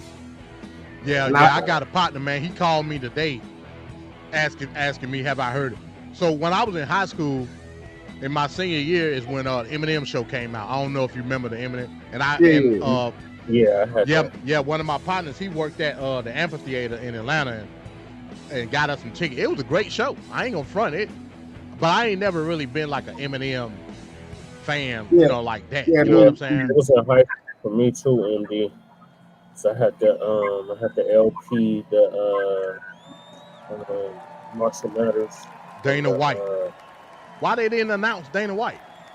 Racist ass motherfucker here. And he beat his wife up on live television. Yeah, he did. I am Dana White. I am the CEO. And he don't pay his fighters like at all. The ultimate white supremacist. So 2 weeks ago, I got a call from President Trump asking me if I'd be willing to speak tonight. As usual, there was no pressure, no demands. He asked me as a friend, and of course I said yes. Then, after I accepted his offer, he sent me a text message, and I just want to read to you a little piece of what President Trump wrote to me. Dana, I'm so honored that you will be doing the introduction at the National Republican Convention. Think of it as the biggest fight you ever had, a fight for our country and even the world. I only wish you didn't have to interrupt your family trip, but I hope they understand they love you and they know how important this is. Now think about this. This man's running for president of the United States.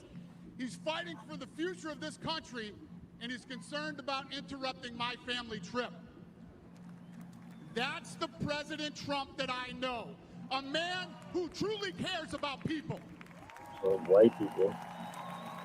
That's what we truly care about. The mainstream media likes to push the narrative that he doesn't care about anyone but himself. I absolutely know that's not the truth because I've been friends with this guy for 25 years. And for the people who know me, they'll know this is true. I just want to make something very clear. Nobody in the Trump campaign has ever told me what to say. Nobody tells me what to say, and I'm nobody's puppet. He's a suspected white supremacist. And I'm not telling you who got away with beating your wife up on live TV. And I know President Trump. I know President Trump. Birds of a feather flock together. I've been saying this since 2015. Now look at what's happened over the last 10 years. We have all seen it with our own eyes. I'm in the tough guy business, and this man is the toughest, most resilient human being that I've ever met in my life. The higher the stakes, the harder he fights, and this guy never, ever gives up. So what's at stake here? The answer is in President Trump's text, and I quote, "A fight for our country." I know why he's running for president again. Why else would he put himself through everything he's dealt with just to get back here? We all know he doesn't need this. This guy's got a great life. He has a beautiful family, and he has achieved everything that you could possibly achieve in life. I know President Trump is literally putting his life on the line for something bigger than himself, and he's willing to risk it all because he loves this country.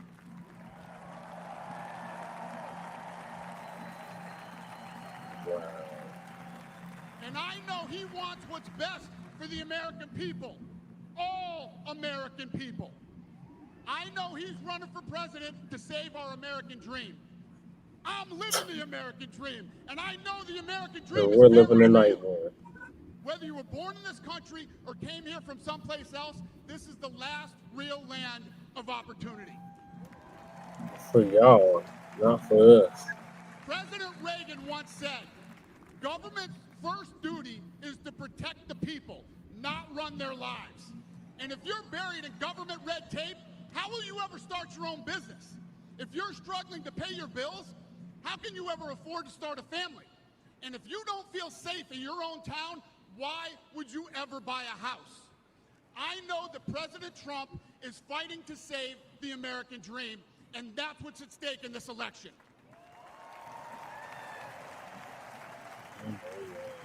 It's always been a nightmare for us.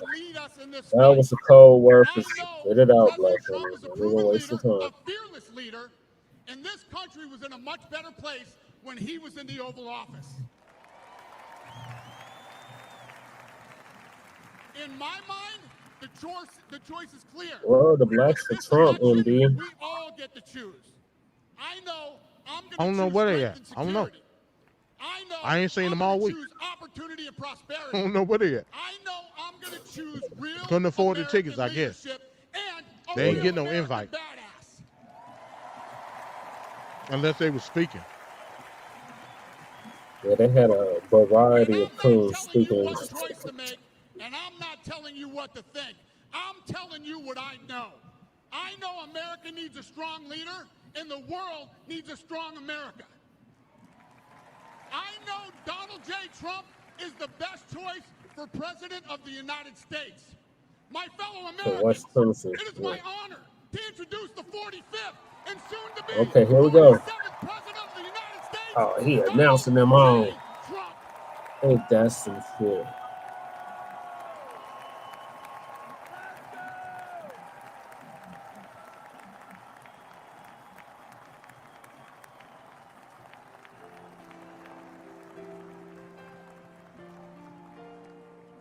What song he coming out to? Proud to be an American. Again? If tomorrow all the things were gone, I'd work for all my life, and I had to start again. Oh my God, not the way. Just my children and my wife. You turn that down a little bit. Thank my lucky stars. You say what? You can turn down the singing and all that stuff, you know. Look, you don't like the song, Apex? It's time to get I know. Sing along.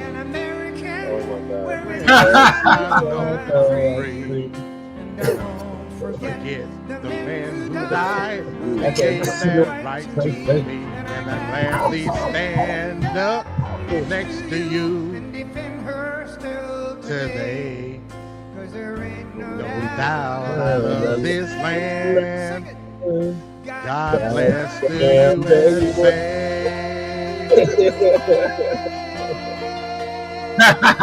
Lighter. Wow, look at the lights. Oh man. Yeah. Oh wow, look how he coming out. What a moment in time, huh? He gonna sing it too. What an entry. He still got the pen line on his head. What an entry. Your politics, ladies and gentlemen. Your politics.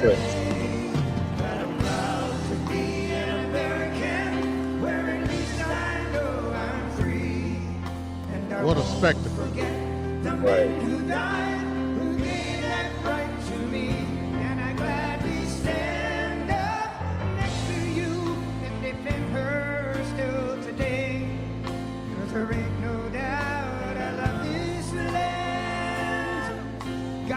Y'all excuse me, man. Y'all excuse me. I got something in my eye. Oh my God, I'm tearing up. You're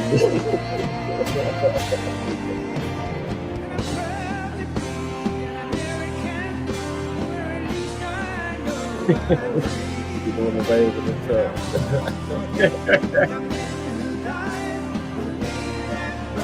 Get up out your seats.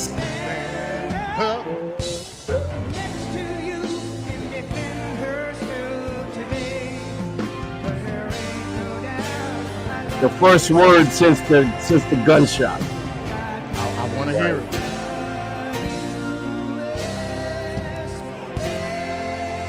Where are the birds? Where are the dogs? They're inside.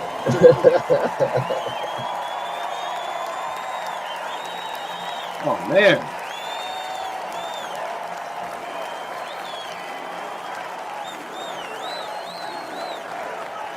What the hell is it?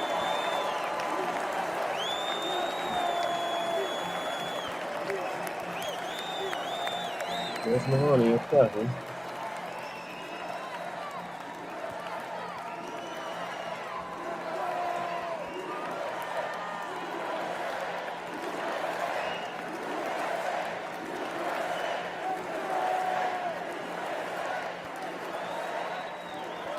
Thank you very much. Thank you very, very much. Wow. And thank you, Dana. Oh my God.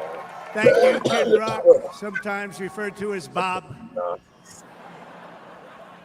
And thank you, Lee, right from the beginning. Thank you very much. What a talent. What a beautiful, beautiful soul. Thank you. Friends, delegates, and fellow citizens, I stand before you this evening with a message of confidence, strength, and hope. 4 months from now, we will have an incredible victory, and we will begin the 4 greatest years in the history of our country.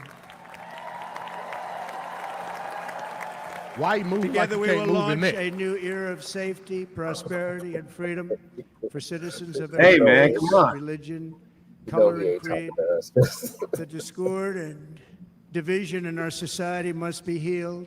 We must heal it quickly. As Americans, we are bound together by a single fate and a shared destiny. We rise together or we fall apart. I am running to be president for all of America, not half of America, because there is no victory in winning for half of America. So tonight, with faith and devotion, I proudly accept your nomination for President of the United States. Thank you. That is all lives matter right there. To all America. Not half of America, all of America.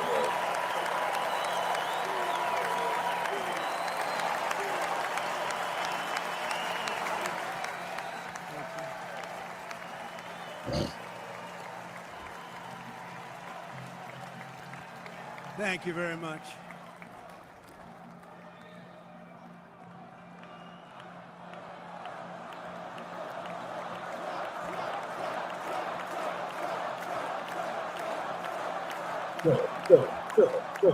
Thank you very much. And we will do it right. We're going to do it right. Let me begin this evening by expressing my gratitude to the American people for your outpouring of love and support following the assassination attempt at my rally on Saturday.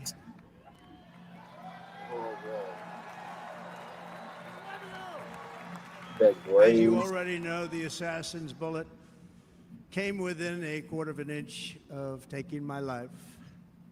So many people have asked me, what happened? Tell us what happened, please. And therefore, I will tell you exactly what happened. And you'll never hear it from me a second time because it's actually too painful to tell. Oh, wow. It was a warm, beautiful day in the early evening in Butler Township in the great Commonwealth of Pennsylvania. Music was loudly playing, and the campaign was doing really well. I went to the stage, and the crowd was cheering wildly. Everybody was happy. I began speaking very strongly, powerfully, and happily, because I was discussing the great job my administration did on immigration at the southern border. We were very proud of it.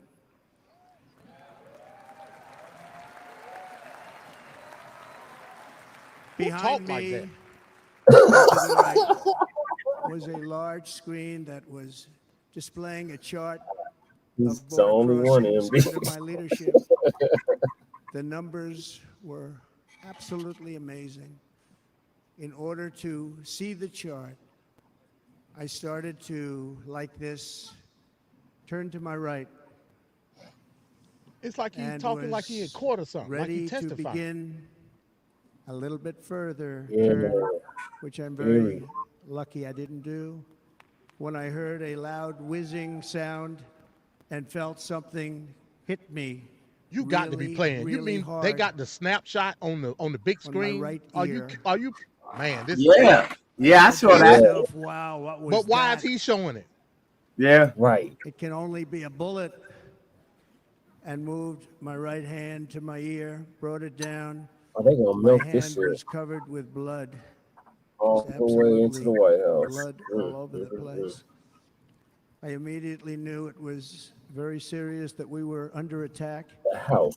Yeah, And in one movement proceeded Bless to it. drop to the ground. Bullets were continuing to fly as very brave Secret Service agents rushed to the stage, and they really did. They rushed to the stage. They rushed too much.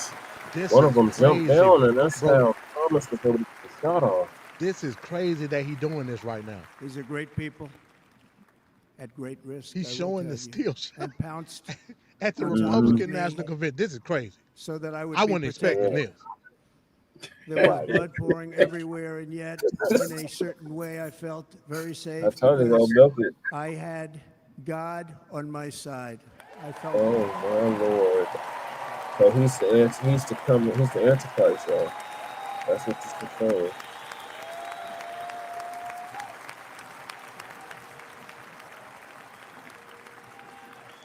The amazing But to thing them, is he's that their prior to the Messiah. shot, if I He's their had white not Jesus. moved my head at that very last instant, the assassin's bullet would have perfectly hit its mark, and I would not be here tonight. We would not be together.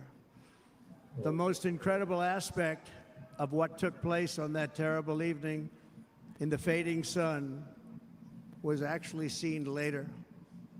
In almost all cases, as you probably know, and when even a single bullet is fired, just a single bullet, and we had many bullets that were being fired, crowds run for the exits or stampede, but not in this case. It's very unusual. Yep, you're right about that one. They were standing around like they was crazy. A massive crowd of tens It of was. thousands of people stood by and didn't move an inch. In fact, many of them bravely but automatically stood up looking for where the sniper would be. They knew immediately it was a sniper. And then began pointing at him. You can see that if you look at the group behind me. That was just a small group compared to what was in front. Nobody ran, and by not stampeding, many lives were saved. But that isn't the reason that they didn't move. The reason is that they knew I was in very serious trouble. They saw it. They saw me go down. They saw the blood and thought, actually most did, that I was dead. They knew it was a shot to the head. They saw the blood. And there's an interesting statistic. The ears are the bloodiest part. If something happens with the ears, they bleed more than any other part of the body. Yep. For whatever reason, the doctors Yep, told me that's that true. night. I said, why is there so much blood? He said, it's the ears. They bleed more. So we learned something, but they just, this beautiful crowd, they didn't want to leave me. They knew I was in trouble. They didn't want to leave me. And wow. you can see that love written all over their faces. This is crazy, bro. This is crazy. But that is true, though. They were standing up like, no. You're right. Bullets were flying But over for us. him to put Yet I emphasis felt on that serene. is But now the Secret Service I can't agents explain were putting it, bro. themselves in peril. They were in very I can't explain it. As I said, it's bullets were Antichrist. flying right over them, missing them by a very small amount of inches. And then it all stopped. Our Secret Service sniper from a much The Secret greater Service was distance supposed to get the bullet. and with only It wasn't a Secret Service sniper. It was the police that shot took it. the assassin's life. There was no Secret Service sniper. That was police. Oh yeah. I'm not supposed Secret to Service be here don't have tonight. snipers. Not supposed to be here. The police seen him and allowed him to get the shot off because they hopped down.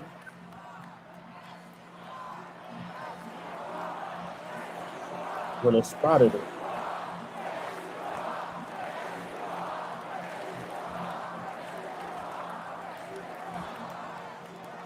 Thank you. But I'm not. And I'll tell you, I stand before you in this arena only by the grace of Almighty God. White supremacist God. Yeah. We don't serve the same God. In watching the reports over the last few days, many people say it was a providential moment. Probably was. When I rose surrounded by Secret Service, the crowd was confused because they thought I was dead, and there was great, great sorrow. I could see that on their faces as I looked out. Oh my God. They didn't know I was looking out. They thought it was over. But I could see it, and I wanted to do something to let them know I was okay. I raised my right arm, looked at the thousands and thousands of people that were breathlessly waiting. That's being a leader right there. Fight, fight, fight. We dialing them up. Ladies and gentlemen, They we are said looking we made it strong. we are looking at an event that's unprecedented right now. Once If you want to know what fascism look like, I'm being serious. If you want to know what fascism look like, we see it right now. We see it. I Look was at the okay background. And roared with pride for Yeah, Hitler did the same thing. proud I have ever heard before. They used to march around Hitler. Show that later on, For the MD. rest of my life, I will be grateful for the love shown by that giant audience of patriots that stood bravely on that fateful evening in Pennsylvania. Tragically, the shooter claimed the life of one of our fellow Americans, Corey Comparator. Unbelievable person, everybody tells me. Unbelievable. You ain't gonna put no picture up of him on the big screen? And seriously wounded. Two other great warriors. Wow, this is crazy. Spoke to them today. This is insane. David Dutch and James Copenhaver. Two great people. I also spoke to all three families of these tremendous people. Our love Somebody died at your rally.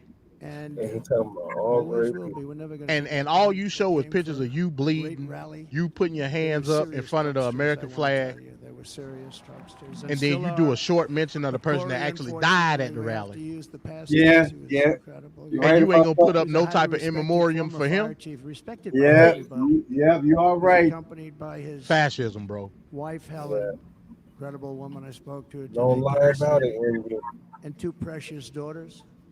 He lost his life selflessly acting as a human shield to protect them from flying bullets. He went He right better over put him the up. top He's of still them. talking about it. He better put him up. What a fine man he was. Okay, so where the pictures at?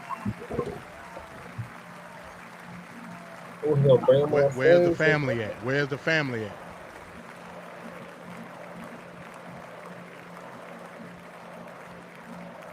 He better be going to go get him. Right. Oh no, they just got his suit up there. Okay, so he did something. He kissed the fireman's helmet.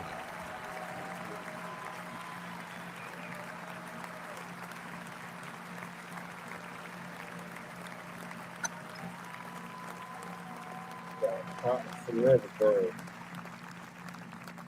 With a replica White House. Yeah, this I is want to thank definitely the fire fashion. department and the family for sending his helmet, his outfit, And why are they not there? It was just something. Right. They're going to do something very special when they get it. But we did something which cannot match what happened, not even close.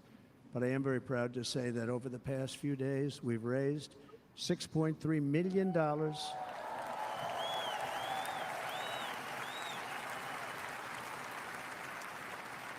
for the families of David, James, and Corey, including from a friend of mine just called up. He sent me a check right here. I just got it.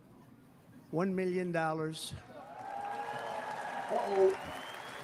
from Dan Newland. Thank you, Dan.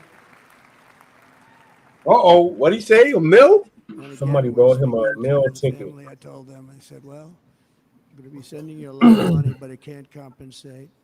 They all said the same thing. You're right, sir. We appreciate so much what you're doing, but nothing can take the place in the case of Corey and the other two. By the way, they were very, very seriously injured, but now they're doing very well. They're going to be okay.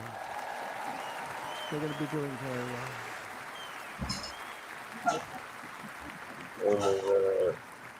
We gave him a meal, huh? So now A whole meal ticket. I Yep. ask that we observe a moment Hey, man. of silence in honor of our friend Corey.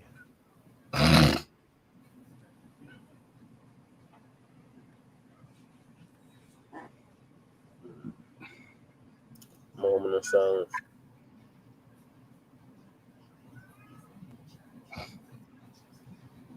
There is no greater love than to lay down one's life for others. This is the spirit that forged America in her darkest hours, and this is the love that will lead America back to the summit of human achievement and greatness. This is what we need. Despite such a heinous attack, we unite this evening more determined than ever. I am more determined than ever, and so are you. So is everybody on your side. Yeah, it definitely riled up now.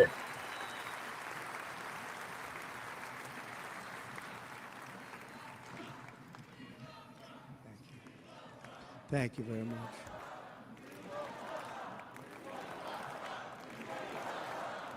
Are they saying we love Trump? Either they love him or they want Trump. Our resolve is unbroken and our purpose is unchanged to deliver a government that serves the American people better than ever before. Nothing will stop me in this mission because our vision is righteous and our cause is pure. No matter what obstacle comes our way, Righteous and we pure? will not bend. That's what he said. We will not back down, and I will never stop fighting for you, your family, and our magnificent country. Never. White. All white. And everything I have to give with all of the energy and fight in my heart and soul, I pledge to our nation tonight. Thank you very much. I pledge that to our nation. White nation. We're going to turn our nation around. Yeah, And he's we're going to do definitely it a very quickly. nationalist. Thank you. White national.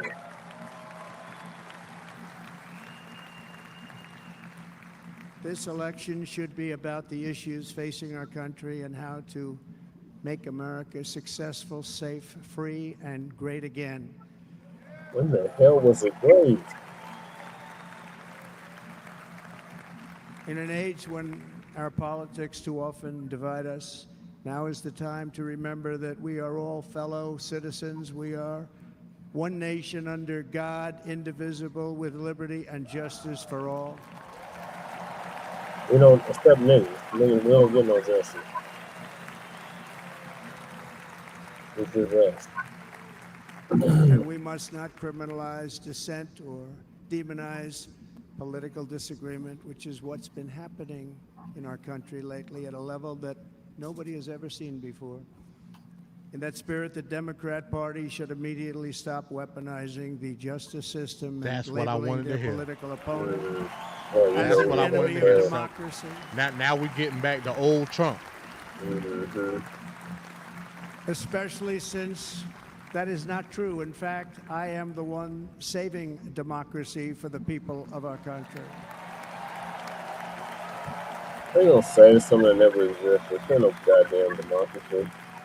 Bunch of Yeah, hypocrisy. And very democracy big is a news, as system you that we participate probably in. That's just it. read.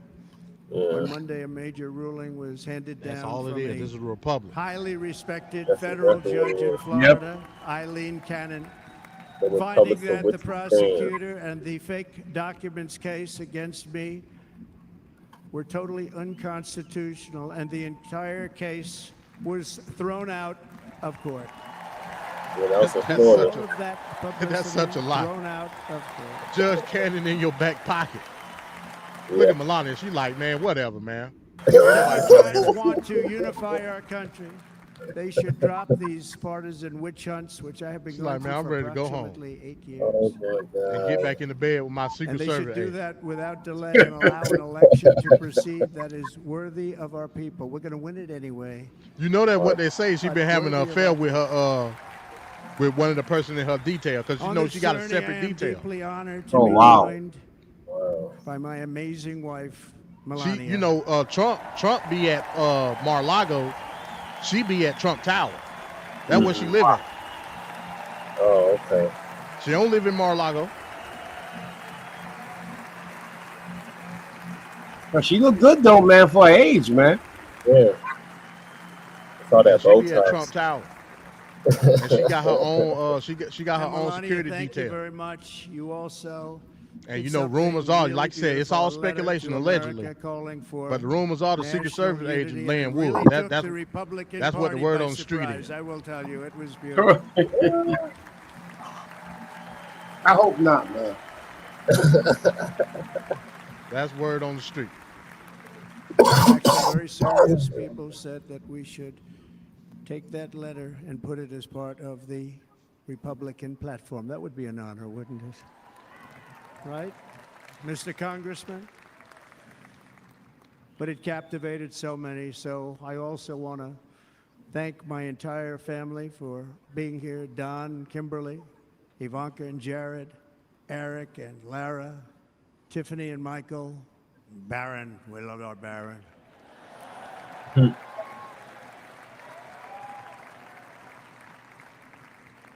And of course, my 10 wonderful grandchildren. You saw a few of them up there on my lap before.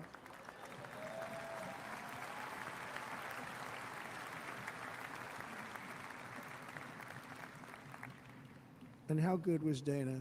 Was Dana good? I mean, you know, was he good?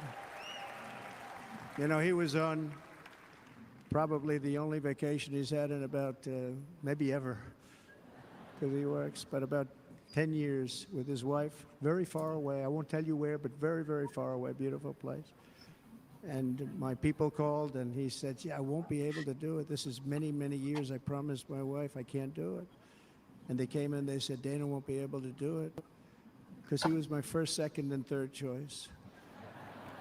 I said, well, you know, that's too bad, but I understand he's away, and that's good. It's good for him. And that was it. About 30 minutes later, she came back in, sir, Dana just called. He's going to do it.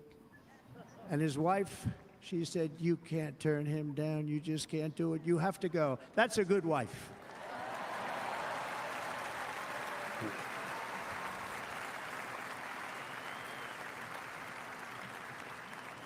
So he got on a plane. He got here a little while ago. Now he's going to get on the plane in a little while, and he's going to go back home to his wife. But they're great, and I just want to thank her and him and their whole family because that's not 54, easy. you were right, MD. And Kid Rock, same thing. Called. He said, I want to be a part of it. I want to be a part because you know, Kid does his great song, Big Big Monster song. I had no idea. You know, he became a friend of mine over the last 10 years. And he's amazing. Everyone loves him. I didn't even know how big he was. You know, he has rallies, 35, 40,000 people he gets every time he goes out. I think he's making so much money, he doesn't know what the hell to do with it. You want to know? And then we have my other friend, and I've known him so long, and we took that song, and it was a big success, but we made that. I saw a chart of great songs to America. That was #1 on the chart recently, #1. So That's Lee Greenwood, a very special, beautiful person. He's a beautiful man. But they all wanted to be here. They called, and how about the Hulkster? How good was he? Is he up? Oh my God. Boy, oh boy.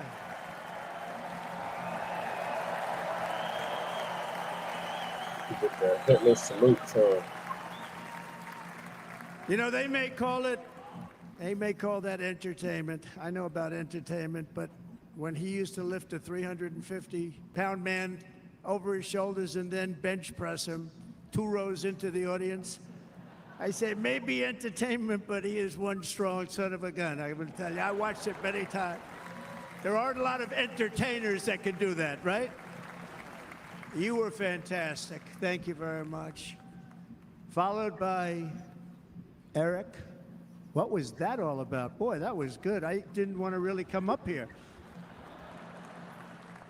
But he was so great, and he's such a good young man. He went through a lot of trouble, and Don last night was incredible. They went through so much trouble. They got subpoenaed more than any people probably in the history of the United States. Every week fell they get asleep another during when subpoena Don was talking. from the Democrats, Wow. crazy Nancy Pelosi, the whole thing. I missed boom, last boom, night. boom.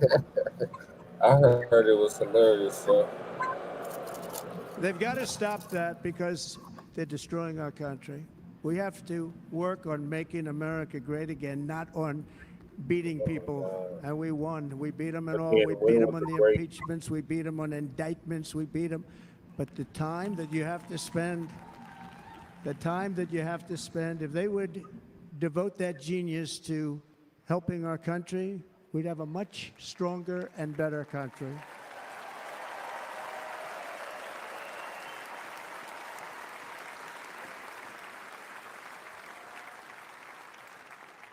And Jason, the biggest star in country music. Jason, thank you for being here. Jason, thank you very much. Jason Aldean, he's good. Oh my God. I like his wife Partisan even better, by the way. Ain't Jason Aldean? That's Thank the guy. you, Jason. What's that song you made? But I'm thrilled to have a small town. new friend Yeah. and partner fighting by my side. The next Vice President of the United States, the current Senator from Ohio, J.D. Vance, and his incredible wife, the damn Usha. bootlicker. Yep. The man who called Trump Hitler in 2016. Yep.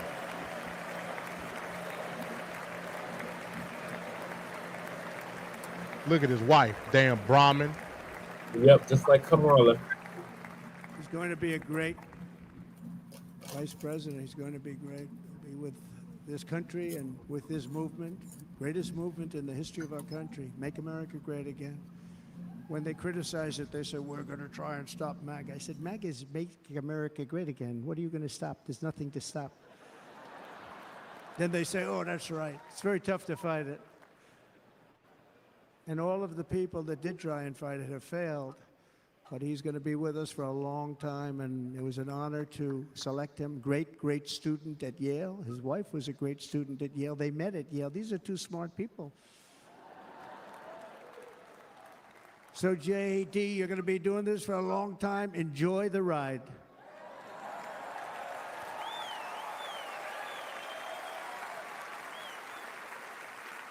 J.D. Vance was And a very special handpicked. thank you I to prove the it in my video that extraordinary I'm going to people do. of Milwaukee and the great state of... Oh, there they are. There they are. You are so easy to spot. And Green Bay's going to have a good team this year, right? They're going to have a good team. They're going to have a good team. Most of the audience doesn't like it, but it's true. You're going to have a very good team this year. And by the way, Wisconsin, we are spending over $250 million here, creating jobs and other economic development all over the place. So I hope you will remember this in November and give us your vote. I am trying to buy your vote. I'll be honest about that. That's it. Now you're talking to us. Why y'all voting? And I promise we will make Wisconsin great again. We're going to make it. Thank you, I bet Mr. you Governor. felt Thank you behind very British much. song. Thank you. I'm here tonight to lay out a vision for the whole nation. To every citizen, whether you're a young or old man or woman, Democrat, Republican, or independent, black or white, Asian or Hispanic, I extend to you a hand of loyalty and of friendship. Together, we will lead America to new heights of greatness like the world has never seen before. We were right there in the first term. We got hit with COVID. We did a great job. Nobody knew what it was, but nobody's ever seen an economy pre-COVID. And then we handed over a stock Yeah, market you're right. that You didn't was know what it was. substantially higher than just prior to COVID. Coming in, did a great job. Never got credit for that. We got credit for the war and defeating ISIS and so many things. The great economy, the biggest tax cuts ever, the biggest regulation cuts ever, the creation of Space Force, the rebuilding of our military. We did so much. We did so much. Right to try. Right to try is a big deal. We got right to try. They were trying to get that for 52 years. Somebody's terminally ill, and hopefully there's nobody in this audience, but it does happen a lot. They're terminally ill and they can't use our new space age drugs and other things that we are way ahead. We have the greatest doctors in the world, the greatest laboratories in the world, and you can't do it. They've been trying to get that approved for 52 years. Wasn't that easy? The insurance companies didn't want to do it. They didn't want the risk. The labs didn't want to do it because if it didn't work, people are pretty far down the line toward death. They didn't want to do it. The doctors didn't want to have it on their records, so I got everybody into an office. 52 years they tried. Sounds simple, but it's not. And I got them to agree that somebody that needs it will, instead of going to Asia, Europe, or someplace, or if you have no money going home man. He and ain't talking dying, about no just policy die. at all. We got them to sign an agreement, agree to it, where they're not going to sue anybody. They're going to get all of this stuff. They're going to get it really fast. And what's happened is we're saving thousands and thousands of lives. It's incredible. Right to try. It's a great feeling. Under our leadership, the United States will be respected again. No nation will question our power. No enemy will doubt our might. Our borders will be totally secure. Our economy will soar. We will return law and order to our streets, patriotism to our schools, and importantly, we will restore peace, stability, and harmony all throughout the world. But to achieve this future, we must first rescue our nation from failed and even incompetent leadership. We have totally incompetent leadership. This will be the most important election in the history of our country. Under the current administration, we are indeed a nation in decline. We have an inflation crisis that is making life unaffordable, ravaging the lives of working and low-income families, and crushing, just simply crushing our people like never before. They've never seen anything like it. We also have an illegal immigration crisis, and it's taking place right now as we sit here in this beautiful arena. It's a massive invasion at our southern border that has spread misery, crime, poverty, disease, and destruction to communities all across our land. Nobody's ever seen anything like it. Then there's an international crisis, the likes of which the world has seldom been part of. Nobody can believe what's happening. War is now raging in Europe and the Middle East.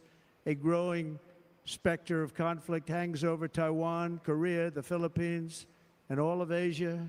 And our planet is teetering on the edge of World War III. And this will be a war like no other war because of weaponry. The weapons are no longer army tanks going back and forth shooting at each other. These weapons are obliteration. It's time for a change. This administration can't come close to solving the problems. We're dealing with very tough, very fierce people. They're fierce people. And we don't have fierce people. We have people that are a lot less than fierce, except when it comes to cheating on elections and a couple of other things. Then they're fierce. Then they're fierce. So tonight, I make this pledge to the great people of America I will end the devastating inflation crisis immediately, bring down interest rates, and lower the cost of energy. We will drill, baby, drill. Oh, Lord. Here we go.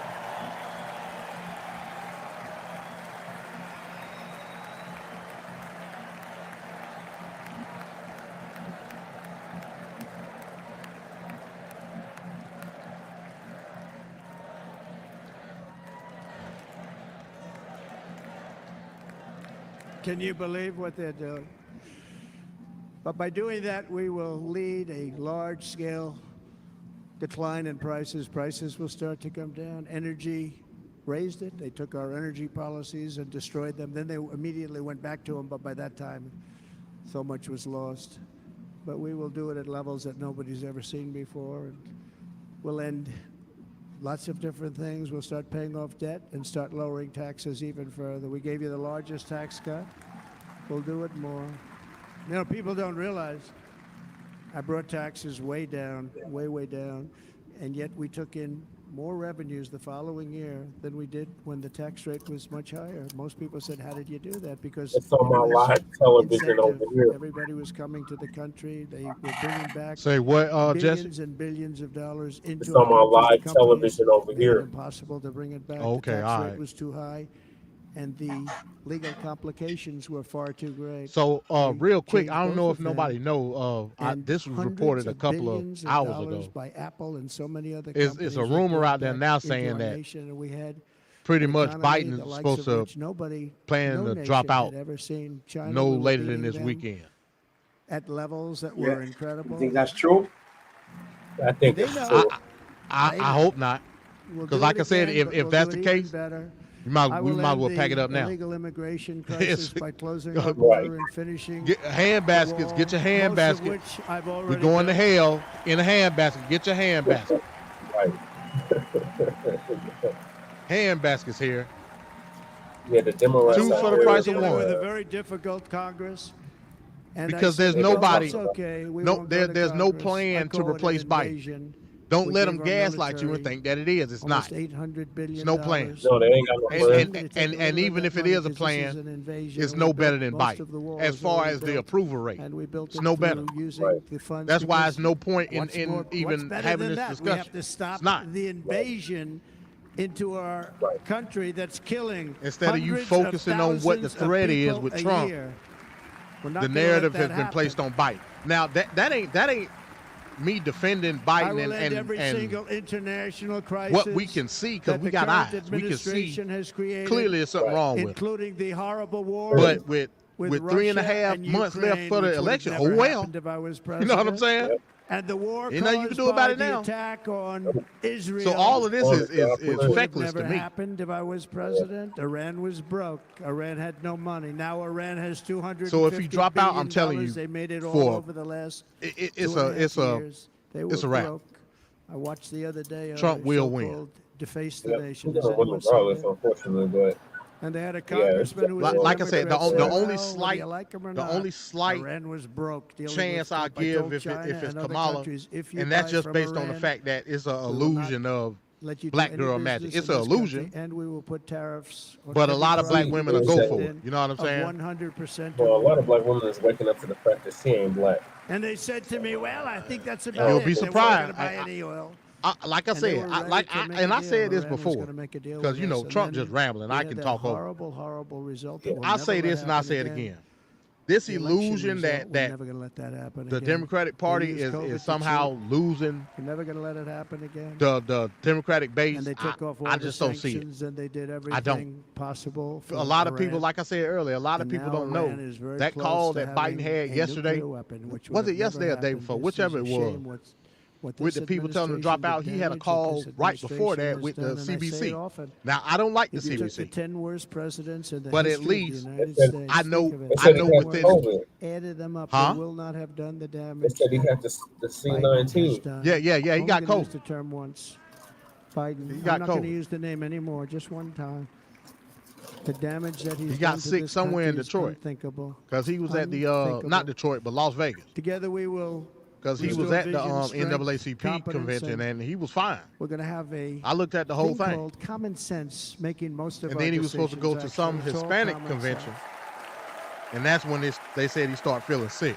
Just a few short years ago, under my So I don't know. presidency, Maybe the niggas we gave had him the COVID. most I don't know. secure border and best economy in the history of our country, in the history of the world. We had the greatest economy in the history of the world. We had never done anything like it.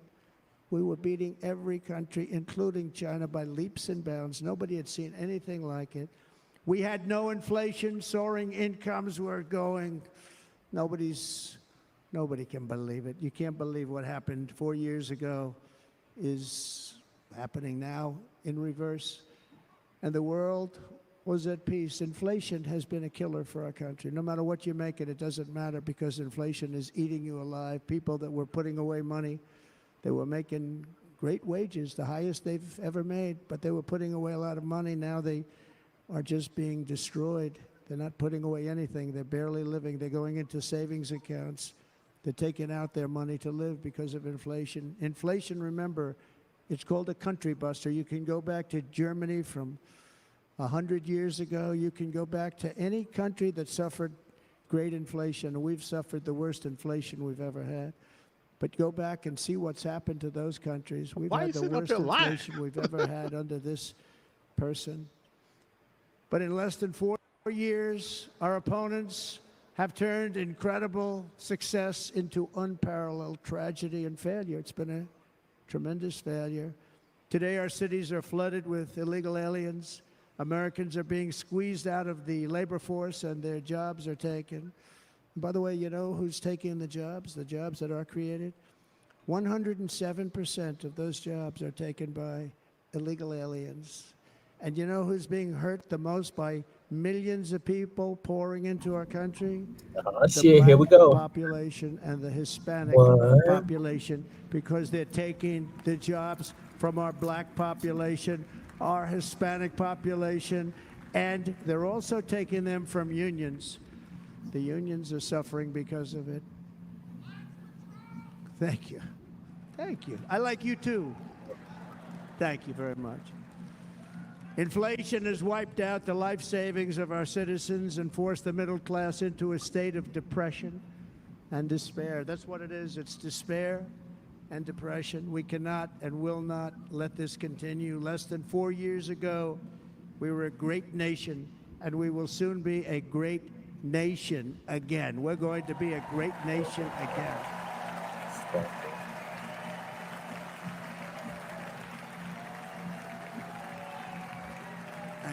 With proper leadership, every disaster we are now enduring will be fixed, and it will be fixed very, very quickly. So tonight, whether you've supported me in the past or not, I hope you will support me in the future, because I will bring back the American dream. That's what we're going to do. You don't even hear about the American dream anymore. Oh, it's a nightmare to us. With great humility, I am asking you to be excited about the future of our country. Be excited. Be excited. Hello, Joe.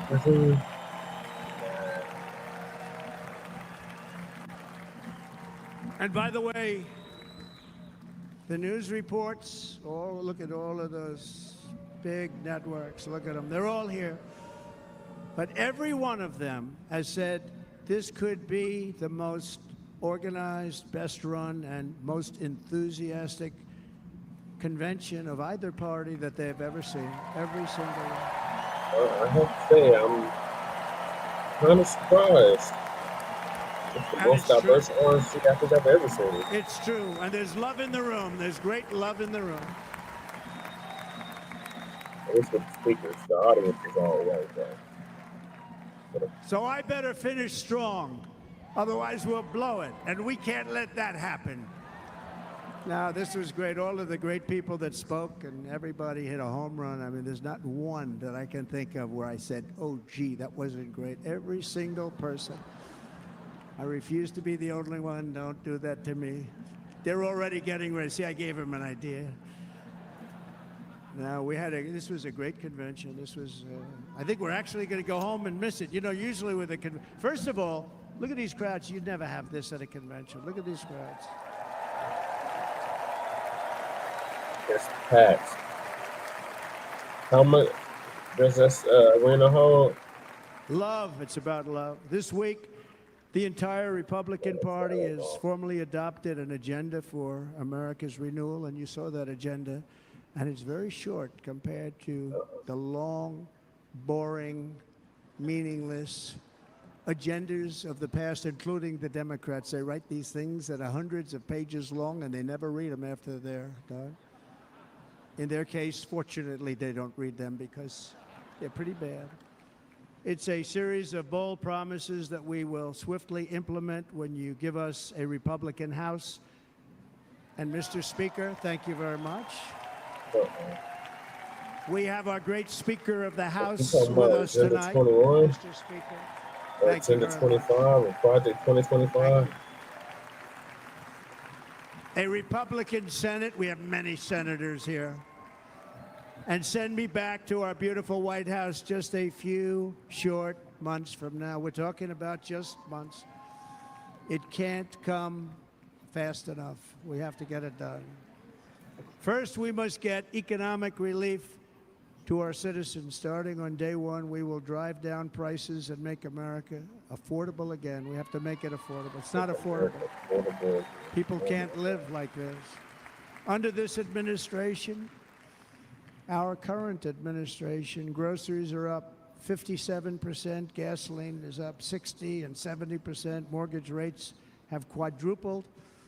And the fact is, it doesn't matter what they are because you can't get the money anyway.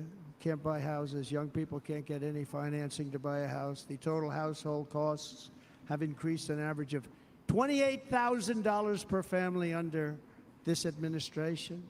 Republicans have a plan to bring down prices and bring them down very, very rapidly. By slashing energy costs, we will in turn reduce the cost of transportation, manufacturing, and all household goods. So much starts with energy. And remember, we have more liquid gold under our feet than any other country by far. We are a nation that has the opportunity to make an absolute fortune with its energy. We have it, and China doesn't. Under the Trump administration, just 3.5 years ago, we were energy independent. But soon we will actually be better than that. We will be energy dominant and supply not only ourselves, but we will supply the rest of the world with numbers that nobody has ever seen, and we will reduce our debt, $36 trillion. We will start reducing that, and we will also reduce your taxes still further. Next, and by the way, they want to raise your taxes 4 times. Think of it. And all my life, I grew up watching politicians. I always loved politics. I guess I was on the other side. I'd watch and they were always talking about, we will give you a tax cut. We will give you a tax cut. My whole life, I was watching, I will give you a tax cut, right, Mr. Congressman? That's all they talked about. This is the only administration that said, we're going to raise your taxes by 4 times what you're paying now, and people are supposed to vote for them? I've never heard it. You're paying too much. We're going to reduce your taxes still further. We gave you the biggest one, as I said. We're going to give you more, and it's going to lead to tremendous growth. We want growth in our country. That's what's going to pay off our debt. What about the debt you owe us? And next we will end the ridiculous and actually incredible waste of taxpayer dollars that is fueling the inflation crisis. They've spent trillions of dollars on things having to do with the Green New Scam. It's a scam. And that's caused tremendous inflationary pressures in addition to the cost of energy. And all of the trillions of dollars that are sitting there not yet spent, we will redirect that money for important projects like roads, bridges, dams, and we will not allow it to be spent on meaningless green new scam ideas.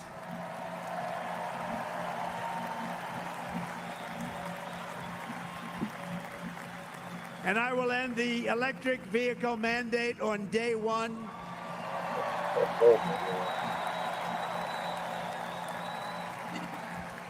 thereby saving the U.S. auto industry from complete obliteration, which is happening right now, and saving U.S. customers thousands and thousands of dollars per car.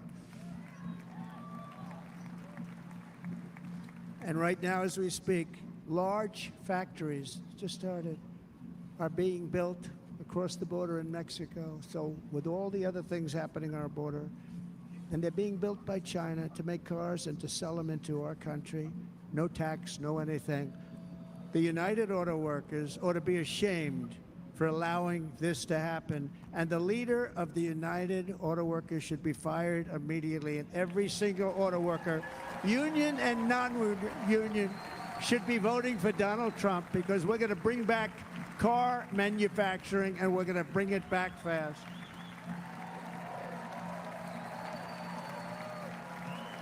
They're building some of the largest auto plants anywhere in the world. Think of it, in the world. We're going to bring it back. We're going to make them. We don't mind that happening, but those plants are going to be built in the United States, and our people are going to man those plants.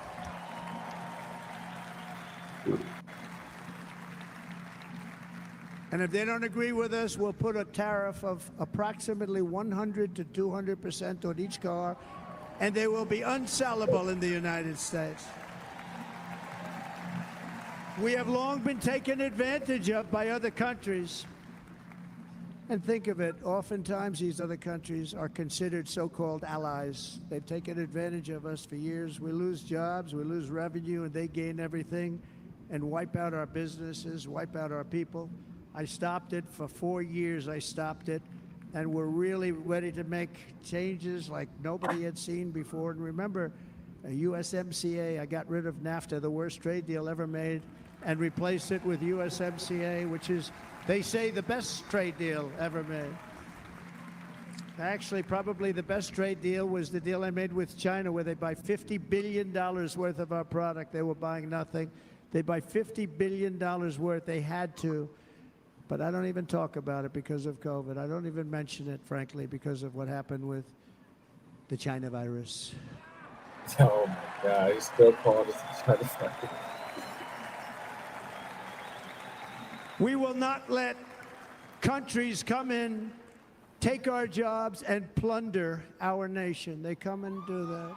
They plunder our nation. The way they will sell their product in America is to build it in America. Very simple. Build it in America and only in America.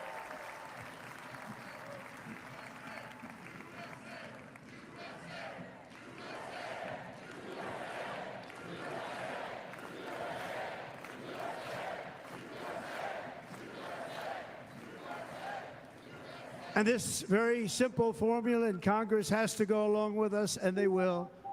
This very simple formula will create massive numbers of jobs. We will take over the auto industry again, and many, many hundreds of thousands of jobs. We lost so many jobs over the years. If you go back 20, 25 years. MD, I'm about to lay it down, MD. Mexico, about 68% of our auto industry manufacturing. Hold on, Ma. Hold on. We're going to get them all back. Okay.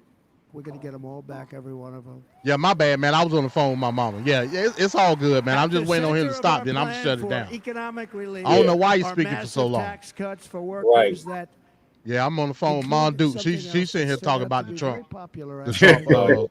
Here it's very popular. In this Shout out to Mom building, Duke. all those hotels that I saw. Yeah, man. Hey, I hit you up, Apex, man. See if we're gonna do the show or not. If it ain't gonna be this week, it'll definitely be next week. Yeah, I definitely want to get all that information about 2025, man. You know, 24. Yeah, no doubt. Yeah, we'll set up something. Yeah, man. Or even if you call me. Even if you call me, I just want to chop it up. I'm gonna get the right info. You know what I'm saying? Yeah, no doubt. We'll, like I said, man, we'll chop it up. Cool. Yo, peace, everybody. Yo, Jesse, peace out, man. I'll see you there very soon, everybody. Peace out, y'all. And we're having dinner at a beautiful restaurant in the Trump building on the Strip, and it's a great building. And the waitress comes over. How's everything going? A really nice person. How's everything? Oh, sir, it's so tough. The government's after me all the time on tips. I said, well, they give you cash. Would they be able to find him? She said, actually, and I didn't know this. She said, very little cash is given. It's all put right on the check. and they come in and they take so much of our money, it's just ridiculous, and they don't believe anything we say, and they've just hired, as you know, 88,000 agents to go after them even more. And I said, this shows the level of my, most people go out, they hire consultants, they pay them millions of dollars. But I said to her, let me just ask you a question. Would you be happy if you had no tax and tips? She said, what a great idea. I got my information from a very smart waitress. That's better than spending millions of dollars. And everybody loves it. Waitresses and caddies and drivers and everybody. It's a large group of people that are being really hurt badly. They make money, let them keep their money. I'm going to protect Social Security and Medicare. Democrats are going to destroy Social Security and Medicare because all of these people, by the millions they're coming in, they're going to be on Social Security and Medicare and other things, and you're not able to afford it. They are destroying your Social Security and your Medicare.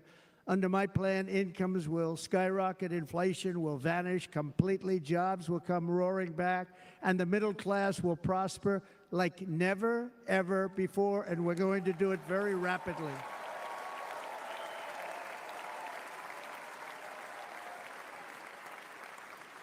But no hope or dream we have for America can succeed unless we stop the illegal immigrant invasion, the worst that's ever been seen anywhere in the world. There's never been an invasion like this anywhere. Third world countries would fight with sticks and stones not to let this happen.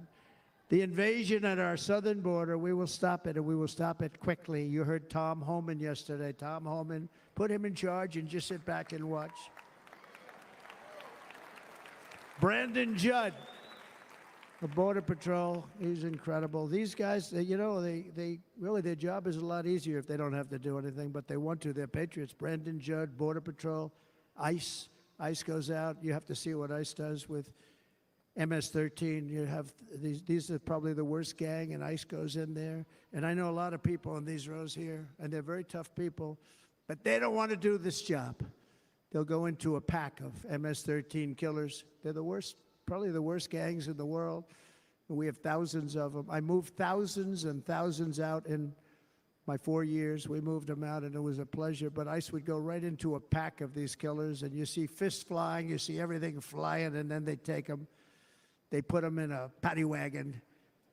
They take them back, and they get them out of our country. And the other countries weren't accepting them back, and I called up, and I said, tell them that we're not giving them economic aid anymore. And the next day, I got calls from all of these countries that were terminated. Billions of dollars we spend on economic aid to countries that does us, frankly, no good. And the next day, I was called by everybody. I couldn't take all the calls. Sir, what's the problem? I said, you won't take your killers back that you sent in caravans into America. You won't take them back. Well, sir, if you'd like us to, we would give very serious consideration to doing that. And within 24 hours, they were being taken back. For years and years, when I first came in, they said President Obama tried to get him to go back, and they wouldn't accept him. They'd put planes on the runway so you couldn't leave the plane. They'd close the road so you couldn't take the buses. They'd all have to turn back. As soon as I said no more economic aid of any kind to any country that does that, they called back and they said, sir, it would be our great honor to take MS-13. We love them very much. We love them very much, sir. We'll take them back. At the heart of the Republican platform is our pledge to end this border nightmare and fully restore the sacred and sovereign borders of the United States of America, and we're going to do that on day one.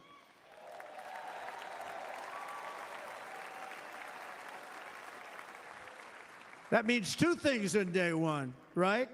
Drill, baby, drill, and close our borders.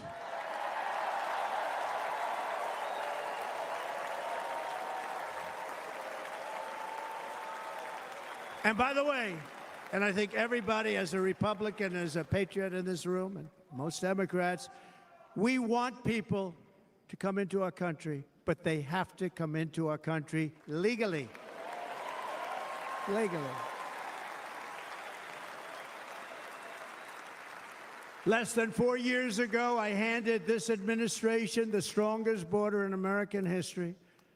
But you can see on the chart that saved my life, that was the chart that saved my life. I said, look it, I'm so proud of it. I think it's one of the greatest.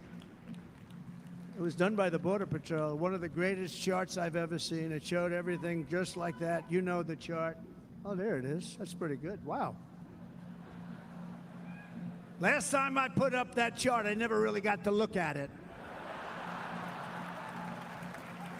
But without that chart, I would not be here today.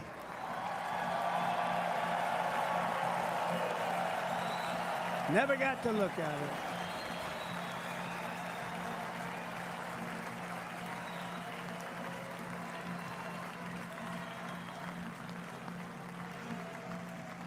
I said, you got to see this chart. I was so proud of it, and by the time I got to there, I never got to see it that day. But I'm seeing it now, and I was very proud. If you look at the arrow on the bottom, that's the lowest level, the one on the bottom, heavy red arrow. That's the lowest level of illegal immigrants ever to come into our country in recorded history, right there. Right there. And that was my last week in office. And then you see what happened after I left. Look at the rest. And if you go out a little bit further, it's getting to be a little bit old, but I love it anyway, right? But you can go much higher with those numbers. Look what happened right after that. The invasion began. We had the opposite. We stopped the invasion. But the invasion that we stopped was peanuts by comparison to what happened after I left. Look at what happened after I left. They took over our country. We ended all catch and release. We shut down asylum fraud. We stopped human trafficking and forged historic agreements to keep illegal aliens on foreign soil. We want them to stay on their soil. Under the Trump administration, if you came in illegally, you were apprehended immediately and you were deported. You went right back. The current administration terminated every single one of those great Trump policies that I put in place to seal the border. I wanted a sealed border. Again, come in, but come in legally. You know how unfair it is? So many people, hundreds of thousands of people, have been working for years to come into our country. And now they see these people pour into our country at levels that are unprecedented. It's so unfair. And we're not going to do it. We're not going to stand for it. They suspended wall construction, ended remain in Mexico. We had a policy, remain in Mexico. You think that was easy to get from the Mexican government? But I said, you must give it to us. If you don't give it to us, there will be repercussions. And they gave it to us. But not easy. Canceled our Safe Third agreements. Demolished Title 42, implemented nationwide catch and release. That's catch and release, where we catch them and release them into our country. We catch them and release them into Mexico. There's a slight difference. And took 93, this is the previous administration, 93 executive actions to throw open our border to the world. The entire world is pouring into our country because of this very foolish administration. The greatest invasion in history is taking place right here in our country. They are coming in from every corner of the earth, not just from South America, but from Africa, Asia, the Middle East. They're coming from everywhere. They're coming at levels that we've never seen before. It is an invasion indeed, and this administration does absolutely nothing to stop them. They're coming from prisons. They're coming from jails. They're coming from mental institutions and insane asylums. You know, the press is always on me because I say this. Has anyone seen Silence of the Lambs? The late, great Hannibal Lecter. He'd love to have you for dinner. That's insane asylums. They're emptying out their insane asylums. And terrorists are coming in at numbers that we've never seen before. Bad things are going to happen. Meanwhile, our crime rate is going up, while crime statistics all over the world are going down, because they're taking their criminals and they're putting them into our country. A certain country, and I happen to like the president of that country very much, but he's been getting great publicity because he's a wonderful shepherd of the country. He says how well the country's doing because their crime rate is down. And he said he's training all of these rough people. They're rough. He's training them. And I've been reading about this for 2 years. I think, oh, that's wonderful. Let's take a look at it.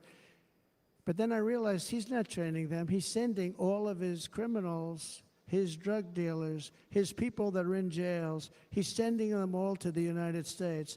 And he's different in that he doesn't say that. He's trying to convince everybody what a wonderful job he does in running the country. Well, he doesn't do a wonderful job. And by the way, if I ran one of the countries, many countries, many countries from all over, I would be worse than any of them. I would have had the place totally emptied out already.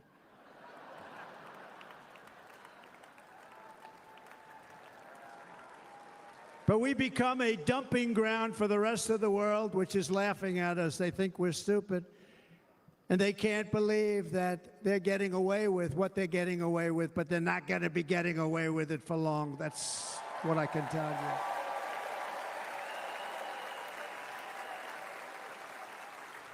you. In Venezuela, Caracas, high crime. Caracas, Venezuela, really a dangerous place, but not anymore. Because in Venezuela, crime is down 72%. In fact, if they would ever win this election, I hate to even say that, we will have our next Republican convention in Venezuela because it will be safe. Our cities will be so unsafe, we will not be able to have it there. In El Salvador, murders are down by 70%. Why are they down? Now, he would have you convinced that because he's trained murderers to be wonderful people. No. They're down because they're sending their murderers to the United States of America. This is going to be very bad.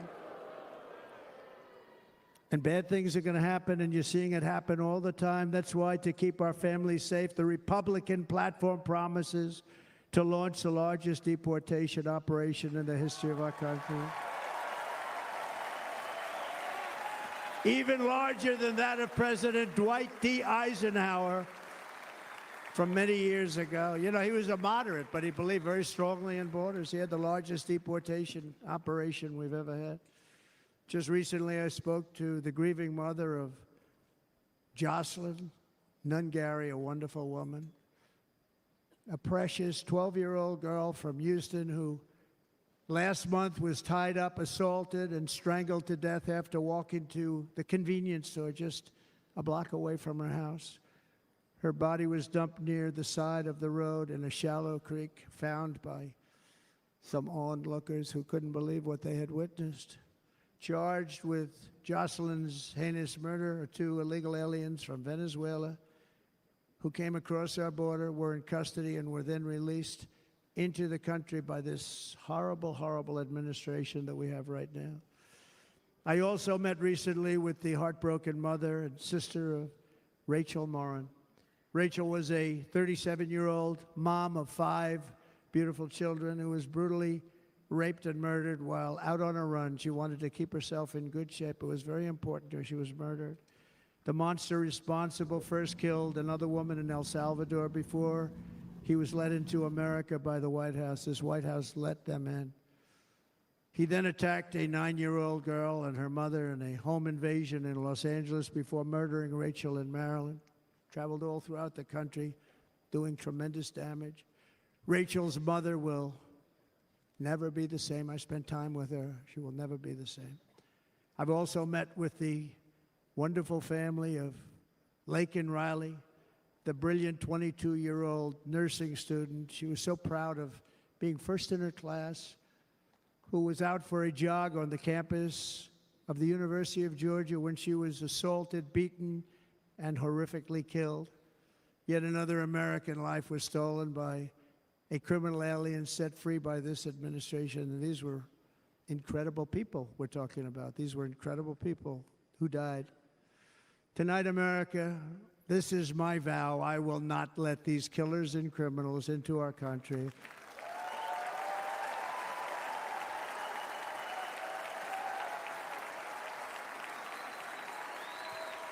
I will keep our sons and daughters safe. As we bring security to our streets, we will help bring stability to the world. I was the first president in modern times to start no new wars. You know, we were the toughest, we were the most respected. And you saw this. Hungry, strong country, run by very powerful, tough leaders, tough guy. Press doesn't like him because he's tough. And he came out recently, they were asking him at an interview, the whole world is exploding. What's happening? What's going on? Viktor Orban, Prime Minister of Hungary, very tough man. He said, I don't want people coming into my country and blowing up our shopping centers and killing people. But they said to him, tell us what's going wrong, what's happening, what is it? He said, there's only one way you're going to solve it. You got to bring President Trump back to the United States because he kept everybody at bay. He used a word I wouldn't use because I can't use that word, because you'd say it was braggadocious. The press would say he was a braggart. I'm not a braggart. But Viktor Orban said it. He said Russia was afraid of him. China was afraid of him. Everybody was afraid of him. Nothing was going to happen. The whole world was at peace. And now the world is blowing up around us. All of these things that you read about were not going to happen. Under President Bush, Russia invaded Georgia. Talking? Under President Obama, Russia took Crimea. Under the current administration, Russia is after all of Ukraine. Under President Trump, Russia took nothing.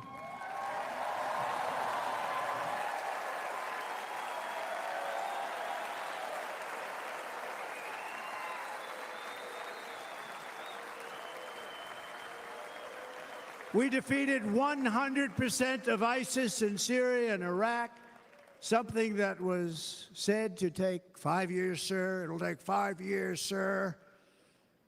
We did it in a matter of a couple of months. We have a great military. Our military is not woke. It's just some of the fools on top that are woke.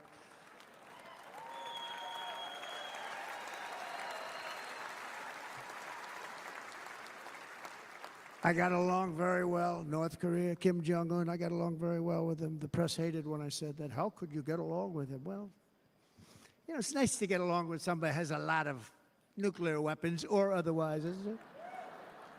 See, in the old days, they'd say, that's a wonderful thing. Now they say, how could you possibly do that? But no, I got along with them, and we stopped the missile launches from North Korea. Now North Korea is acting up again, but when we get back, I get along with him.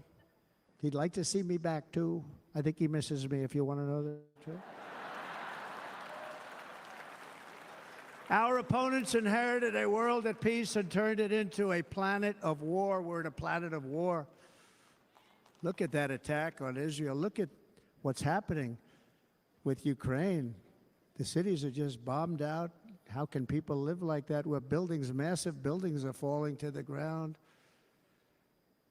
It began to unravel with the disastrous withdrawal from Afghanistan, the worst humiliation in the history of our country. We have never had a humiliation like that. 13 heroic U.S. service members were tragically and needlessly killed. 45 others were horrifically wounded. Nobody ever talks about them. No arms, no legs, face explosions, horrifically wounded.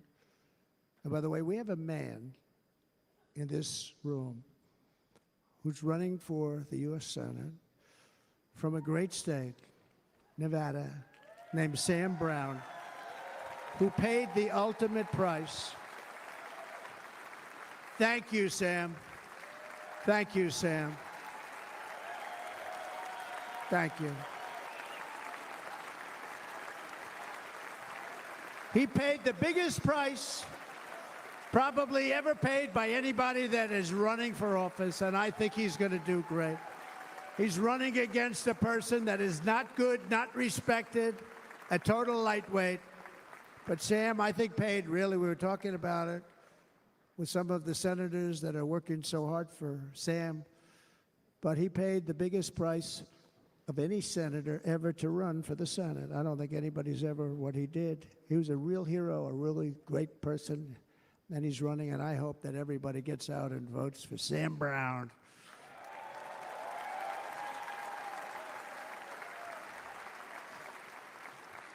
And we also left behind $85 billion worth of military equipment, along with many American citizens were left behind. Many, many American citizens, emboldened by that disaster, Russia invaded Ukraine. They saw this group of people that were incompetent. We took the soldiers out first. No, we're going to take the soldiers out second. If they would have followed my plan, we had a great plan. But the plan only kicked in if they did everything perfectly, and they weren't doing things perfectly, so we said it doesn't kick in. 18 months in Afghanistan, we didn't have one, so they were killing them left and right, snipers. And I spoke to the head of the Taliban. You've heard this story. Abdul, still there, still the head of the Taliban. The press got on me, why would you speak to him? I said, because that's where the killing is. I don't have to speak to somebody that has nothing to do with it. And I told him, don't ever do that. Don't ever do that again. Don't ever do that again. You've got to stop. Because during the Obama administration, many great people and soldiers, a lot of soldiers were being killed from long distance. I said, if you keep doing that, you're going to be hit harder than anybody's ever been hit by a country before.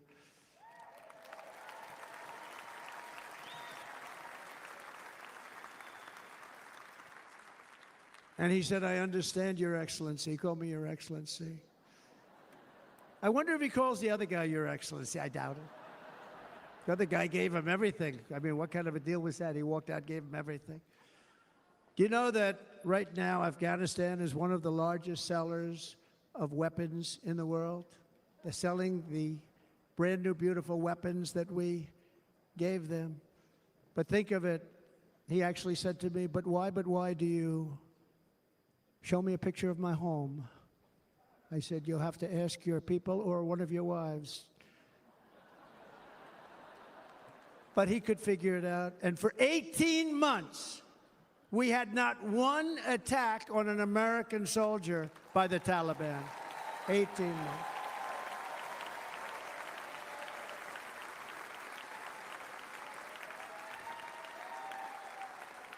And then we had that horrible day where soldiers were killed. I was not there because of a ridiculous election. But we had that horrible attack. And they also gave up Bagram, one of the biggest bases anywhere in the world, air bases anywhere in the world, the longest runways, most powerful, hardened, thickened runways. We gave it up. And I liked it not because of Afghanistan. I liked it because of China. It's 1 hour away from where China makes their nuclear weapons. And you know who has it now? China has it now. We were keeping that. And now China is likewise circling Taiwan, and Russian warships and nuclear submarines are operating 60 miles off the coast in Cuba. Do you know that? No, the press refuses to write about it. If that were me running this country and we had nuclear submarines in Cuba, I will tell you that the headlines every day would be, what's wrong with our president? You don't even hear this. You're not hearing about this. Russia has nuclear submarines and warships 60 miles away, Mr. Congressman, from Miami, by the way, happens to be here. Correct? In Cuba. And that would not be stood for if it were somebody else. They don't want to mention it, but now maybe they will.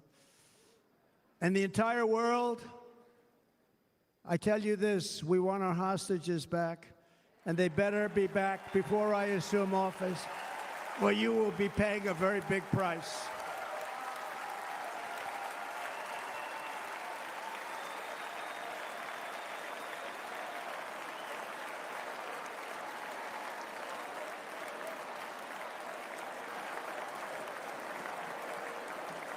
With our victory in November, the years of war, weakness, and chaos will be over. I don't have wars. I had no wars other than ISIS, which I defeated, but that was a war that was started. We had no wars. I could stop wars with a telephone call. I could stop wars with just a telephone call. If properly stated, it would never start. We will replenish our military and build an Iron Dome missile defense system to ensure that no enemy can strike our homeland. And this great Iron Dome will be built entirely in the USA. We're going to build it in the USA. And Wisconsin, just like I gave you that massive ship contract, and you're doing a very nice job, Governor, right? Thank you, Governor. And they're doing a great job. In fact, I had a little design change, and we gave them a tremendous for essentially what we used to call destroyers. These are now the most beautiful. They look like yachts. I said, we have to take the bow, and we have to make it a little nicer and a little point at the top instead of a flat nose. And the people at the shipyard said, this guy sort of knows what he's doing. We have the most beautiful ships, right, Governor? And everybody sitting over there. And it was a big contract that everybody wanted. I gave it to Wisconsin, but we're going to have a lot of that built right here in the state of Wisconsin and all other states. Israel has an Iron Dome. They have a missile defense system. 342 missiles were shot into Israel, and only one got through a little bit. It was badly wounded. It fell to the ground, but most of them are. And Ronald Reagan wanted this many years ago, but we really didn't have the technology many years ago. Remember, they called it Starship, spaceship, anything to mock him. But he was a very good president, very, very good. But now we have unbelievable technology. And why should other countries have this and we don't? No, we're going to build an Iron Dome over our country, and we're going to be sure that nothing can come and harm our people. And again, from an economic development standpoint, we're going to make it all right here. No more sending it out to other countries in order to help. It's America first. America first. We will unleash the power of American innovation. And as we do, we will soon be on the verge of finding the cures to cancer, Alzheimer's disease, and many other diseases. We're going to get to the bottom of it. You remember this gentleman that I don't want to mention other than one time I had to, because when you say the 10 worst, I had to do it. I didn't want anybody to be confused. But this man said, we're going to find a cure to cancer. Nothing happened. We're going to get to the cure for cancer and Alzheimer's and so many other things. We're so close to doing something great. But we need a leader that will let it be done. We will not have men playing in women's sports. That will end immediately.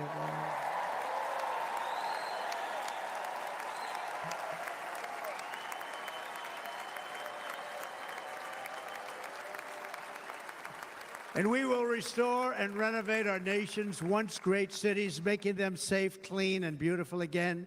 And that includes our nation's capital, which is a horrible killing field. So many things. They leave from Wisconsin, they go to look at the Washington Monument, they end up getting stabbed, killed, or shot. We will be very soon very proud of our capital, again, Washington, D.C.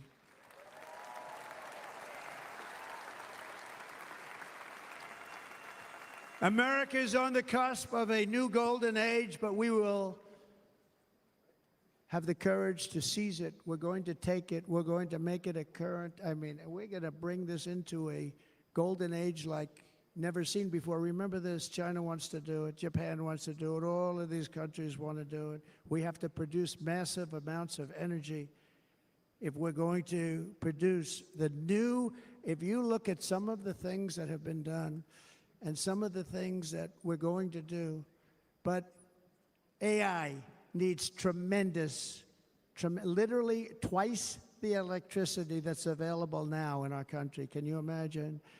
But instead, we're spending places where they recharge electric cars. They built 8 chargers at a certain location toward the Midwest. 8 chargers for $9 billion. Think of them as a tank for filling up your gas. Think of it. They spent $9 billion on 8 chargers, 3 of which didn't work. And if you were going to do this all over our country, this crazy electric mandate, if you're going to do this all, and by the way, I'm all for electric. They have their application. But if somebody wants to buy a gas-powered car, gasoline-powered car, or a hybrid, they're going to be able to do it. And we're going to make that change on day one.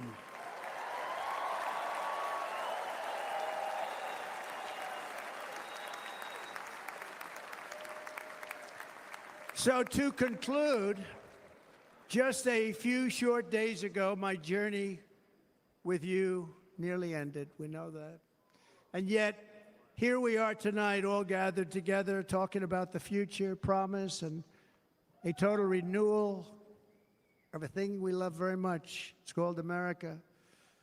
We live in a world of miracles. None of us knows God's plan or where life's adventure will take us.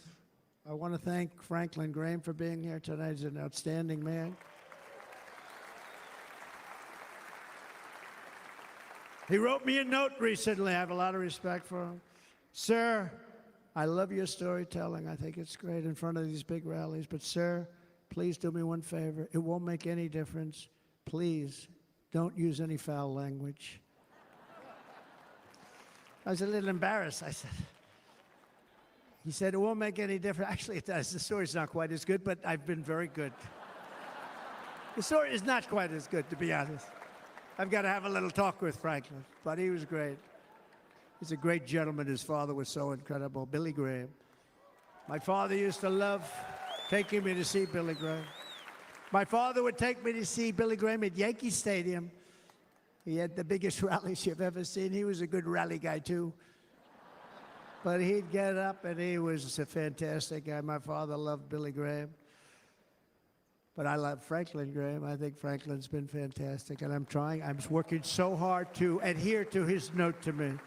I'm working hard on it, Franklin. But if the events of last Saturday make anything clear, it is that every single moment we have on earth is a gift from God.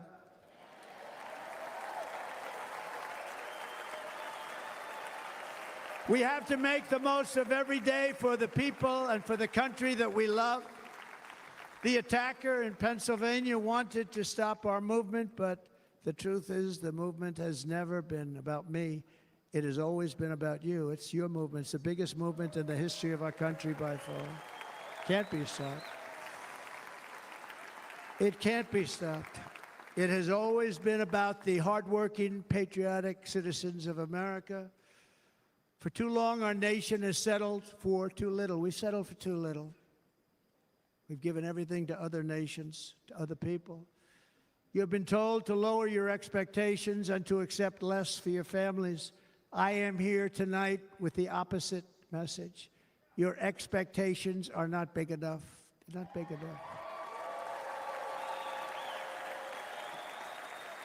It is time to start expecting and demanding the best leadership in the world, leadership that is bold, dynamic, relentless, and fearless. We can do that.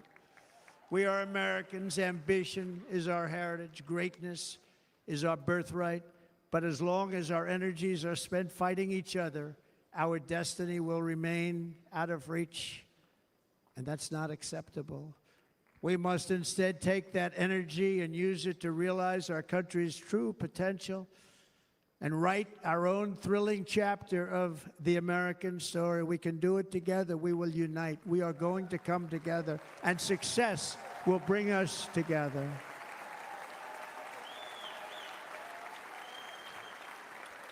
It is a story of love, sacrifice, and so many other things. And remember the word devotion. It's unmatched devotion. Our American ancestors crossed the Delaware, survived the icy winter at Valley Forge, and defeated a mighty empire to establish our cherished republic. They fought so hard, they lost so many. They pushed thousands and thousands of miles across a dangerous frontier, taming the wilderness to build a life and a magnificent home for their family. They packed their families into covered wagons, trekked across hazardous trails, scaled towering mountains, and braved rivers and rapids to stake their claim on the wide open, new, and very beautiful frontier. When our way of life was threatened, American patriots marched onto the battlefield, raced into enemy strongholds, and stared down death and stared down those enemies to keep alive the flame of freedom. At Yorktown, Gettysburg, and Midway, they joined the roll call of immortal heroes. So many just so many heroes, so many great, great people. And we have to cherish those people. We can't forget those people. We have to cherish those people.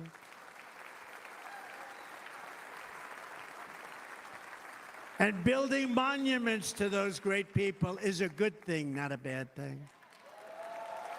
They saved our country. No challenge was too much. No hardship was too great. No enemy was too fierce. Together, these patriots soldiered on and endured, and they prevailed because they had faith in each other, faith in their country, and above all, they had faith in their God.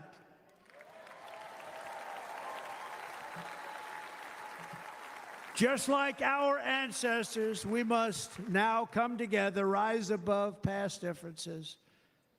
Any disagreements have to be put aside and go forward, united as one people, one nation, pledging allegiance to one great, beautiful, I think it's so beautiful, American flag.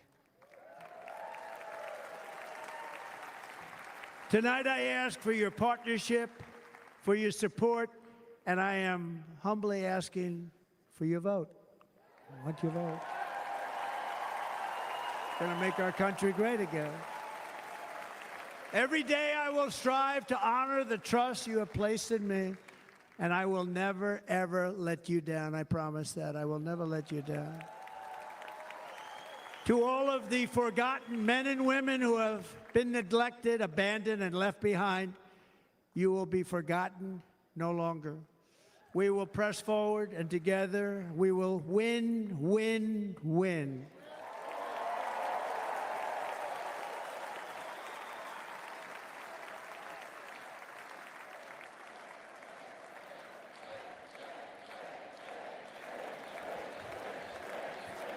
Win, win, win, win, win, win. Nothing will sway us. Nothing will slow us, and no one will ever stop us.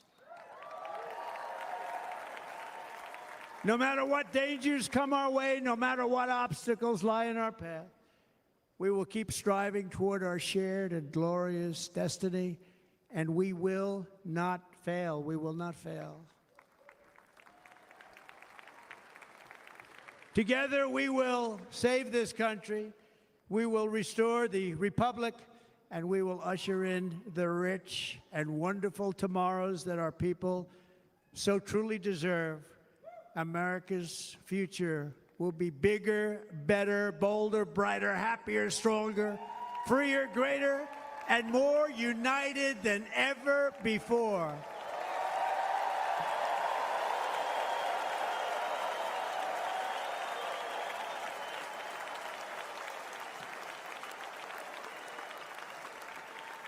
And quite simply put, we will very quickly make America great again. Thank you very much. Thank you very much, Wisconsin. God bless you. God bless you, Wisconsin, and God bless the United States of America, our great country. Thank you very much, everybody. Thank you.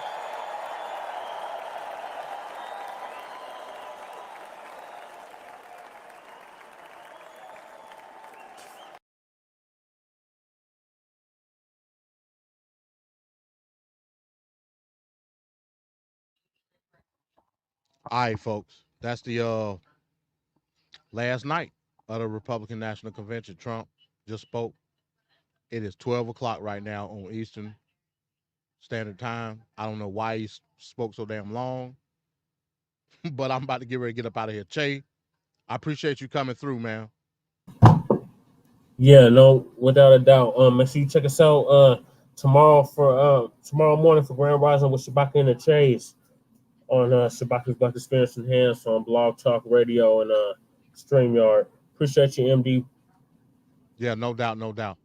Yeah, man. I get a chance, and while I'm driving, man, you know I'll be in the building. You know I call in whenever I catch y'all. Chop it up with you and Shabaka and Lady Che and Sarge. Oh yeah, so, yeah. So yeah, man. Yeah, I catch it. I'll definitely be in the building. Hey, appreciate everybody coming through. Appreciate everybody gonna watch it later. I'm about to get her. I'm getting out of here. I gotta go to sleep. I gotta get up in the Okay. morning. All right, All y'all. right. With Good that, night, man. MD. All right, same to you, bro. Hey, with that, I'm gonna say peace.